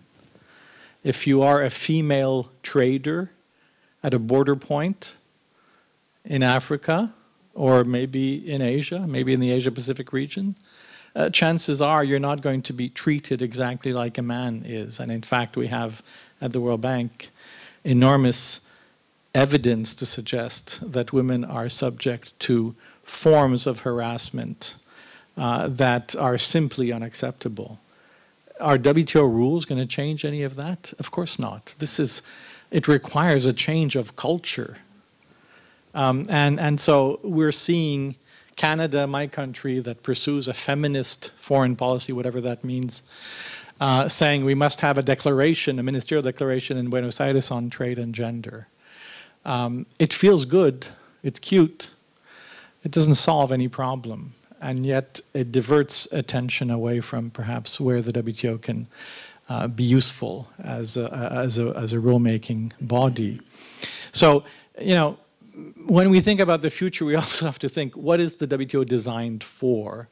And there is a tendency to put in the arena anything that is trade-related. Well, anything that is trade-related, need not command a multilateral response. There's an element of subsidiarity. It may well be that there are a lot of issues that are neighborhood issues that are best addressed in the neighborhood, and therefore the coexistence between regional and multilateral rulemaking has meaning. We're not going to liberalize cross-border trucking on a multilateral basis. It makes no sense. It's a waste of time. There are no trucks that go from Canada to Korea. We negotiate that in the NAFTA context with our neighbors with whom we share borders. So there's a natural element of subsidiarity that will determine what we discuss and where we discuss it, and also whether rules are needed at the WTO. And, you know, my fear is we're just putting too much into the system, things for which the system was not designed, and, you know, in so doing, we make it even harder for the WTO to go about dispensing its normal tasks. So beware mission creep. There is a danger in going down that route. I can see a friend of the system. So, but thanks for all the comments. And I think I tend to agree to some of the observations made by Pierre. It's because it's not that, you know, we are part of the same Bretton Woods institutions, but there are some merits in some of the points you are making. But before that, before that, you know, I want to say something. It's like you asked about when is the point, you know, that we think about the reforming the decision-making process of the WTO, or how the governance on international trade should be thought of in future. I think we tend to forget that we have crossed that bridge long ago. Because look at 2013 Bali Ministerial Conference. Members have adopted the trade facilitation agreement. This was part of single undertaking when the decision was taken in 2004. So we have moved away from single undertaking. When members adopt a decision on LDCs without waiting for the round to conclude, this is an aberration from single undertaking. So we do not have to reinvent the wheels. Things are already there, and we are benefiting from it. And in fact, we often do not read the ministerial declaration properly. If you go back and look at the Doha ministerial declaration, towards the end, you will find a language which says that in areas where we can conclude agreements on an earlier basis, we can go ahead and implement without the full conclusion of the round. So one thing is about single undertaking. Probably Ratnakar will not like my answer, but member state has moved away from that, and we are making incremental progress. Second thing is that if you look at the... But they've moved forward on the basis of unanimity. On the basis of unanimity, absolutely. Yes. Yeah. And I will come back to your point about variable geometry also. The second point that I want to talk about is the Nairobi Ministerial Declaration. And I think I would also tend to agree with Secretary Gimiri when he, in his earlier comments, said that we have to think about the current reality and make a trade-off. And it is, you know, the first time, if you look at the Nairobi Ministerial Declaration, you will see that the language is really very funny. In a ministerial declaration, you do not see this type of language, because that is the state of affairs of WTO today. One line, it says, some members reaffirm the Doha mandate, others do not. So there is no consensus of the Doha round. It is clear. Doha round, and I think Secretary Gimiri also said before, it's not going to be concluded as envisaged in 2001. It's given. We cannot go back.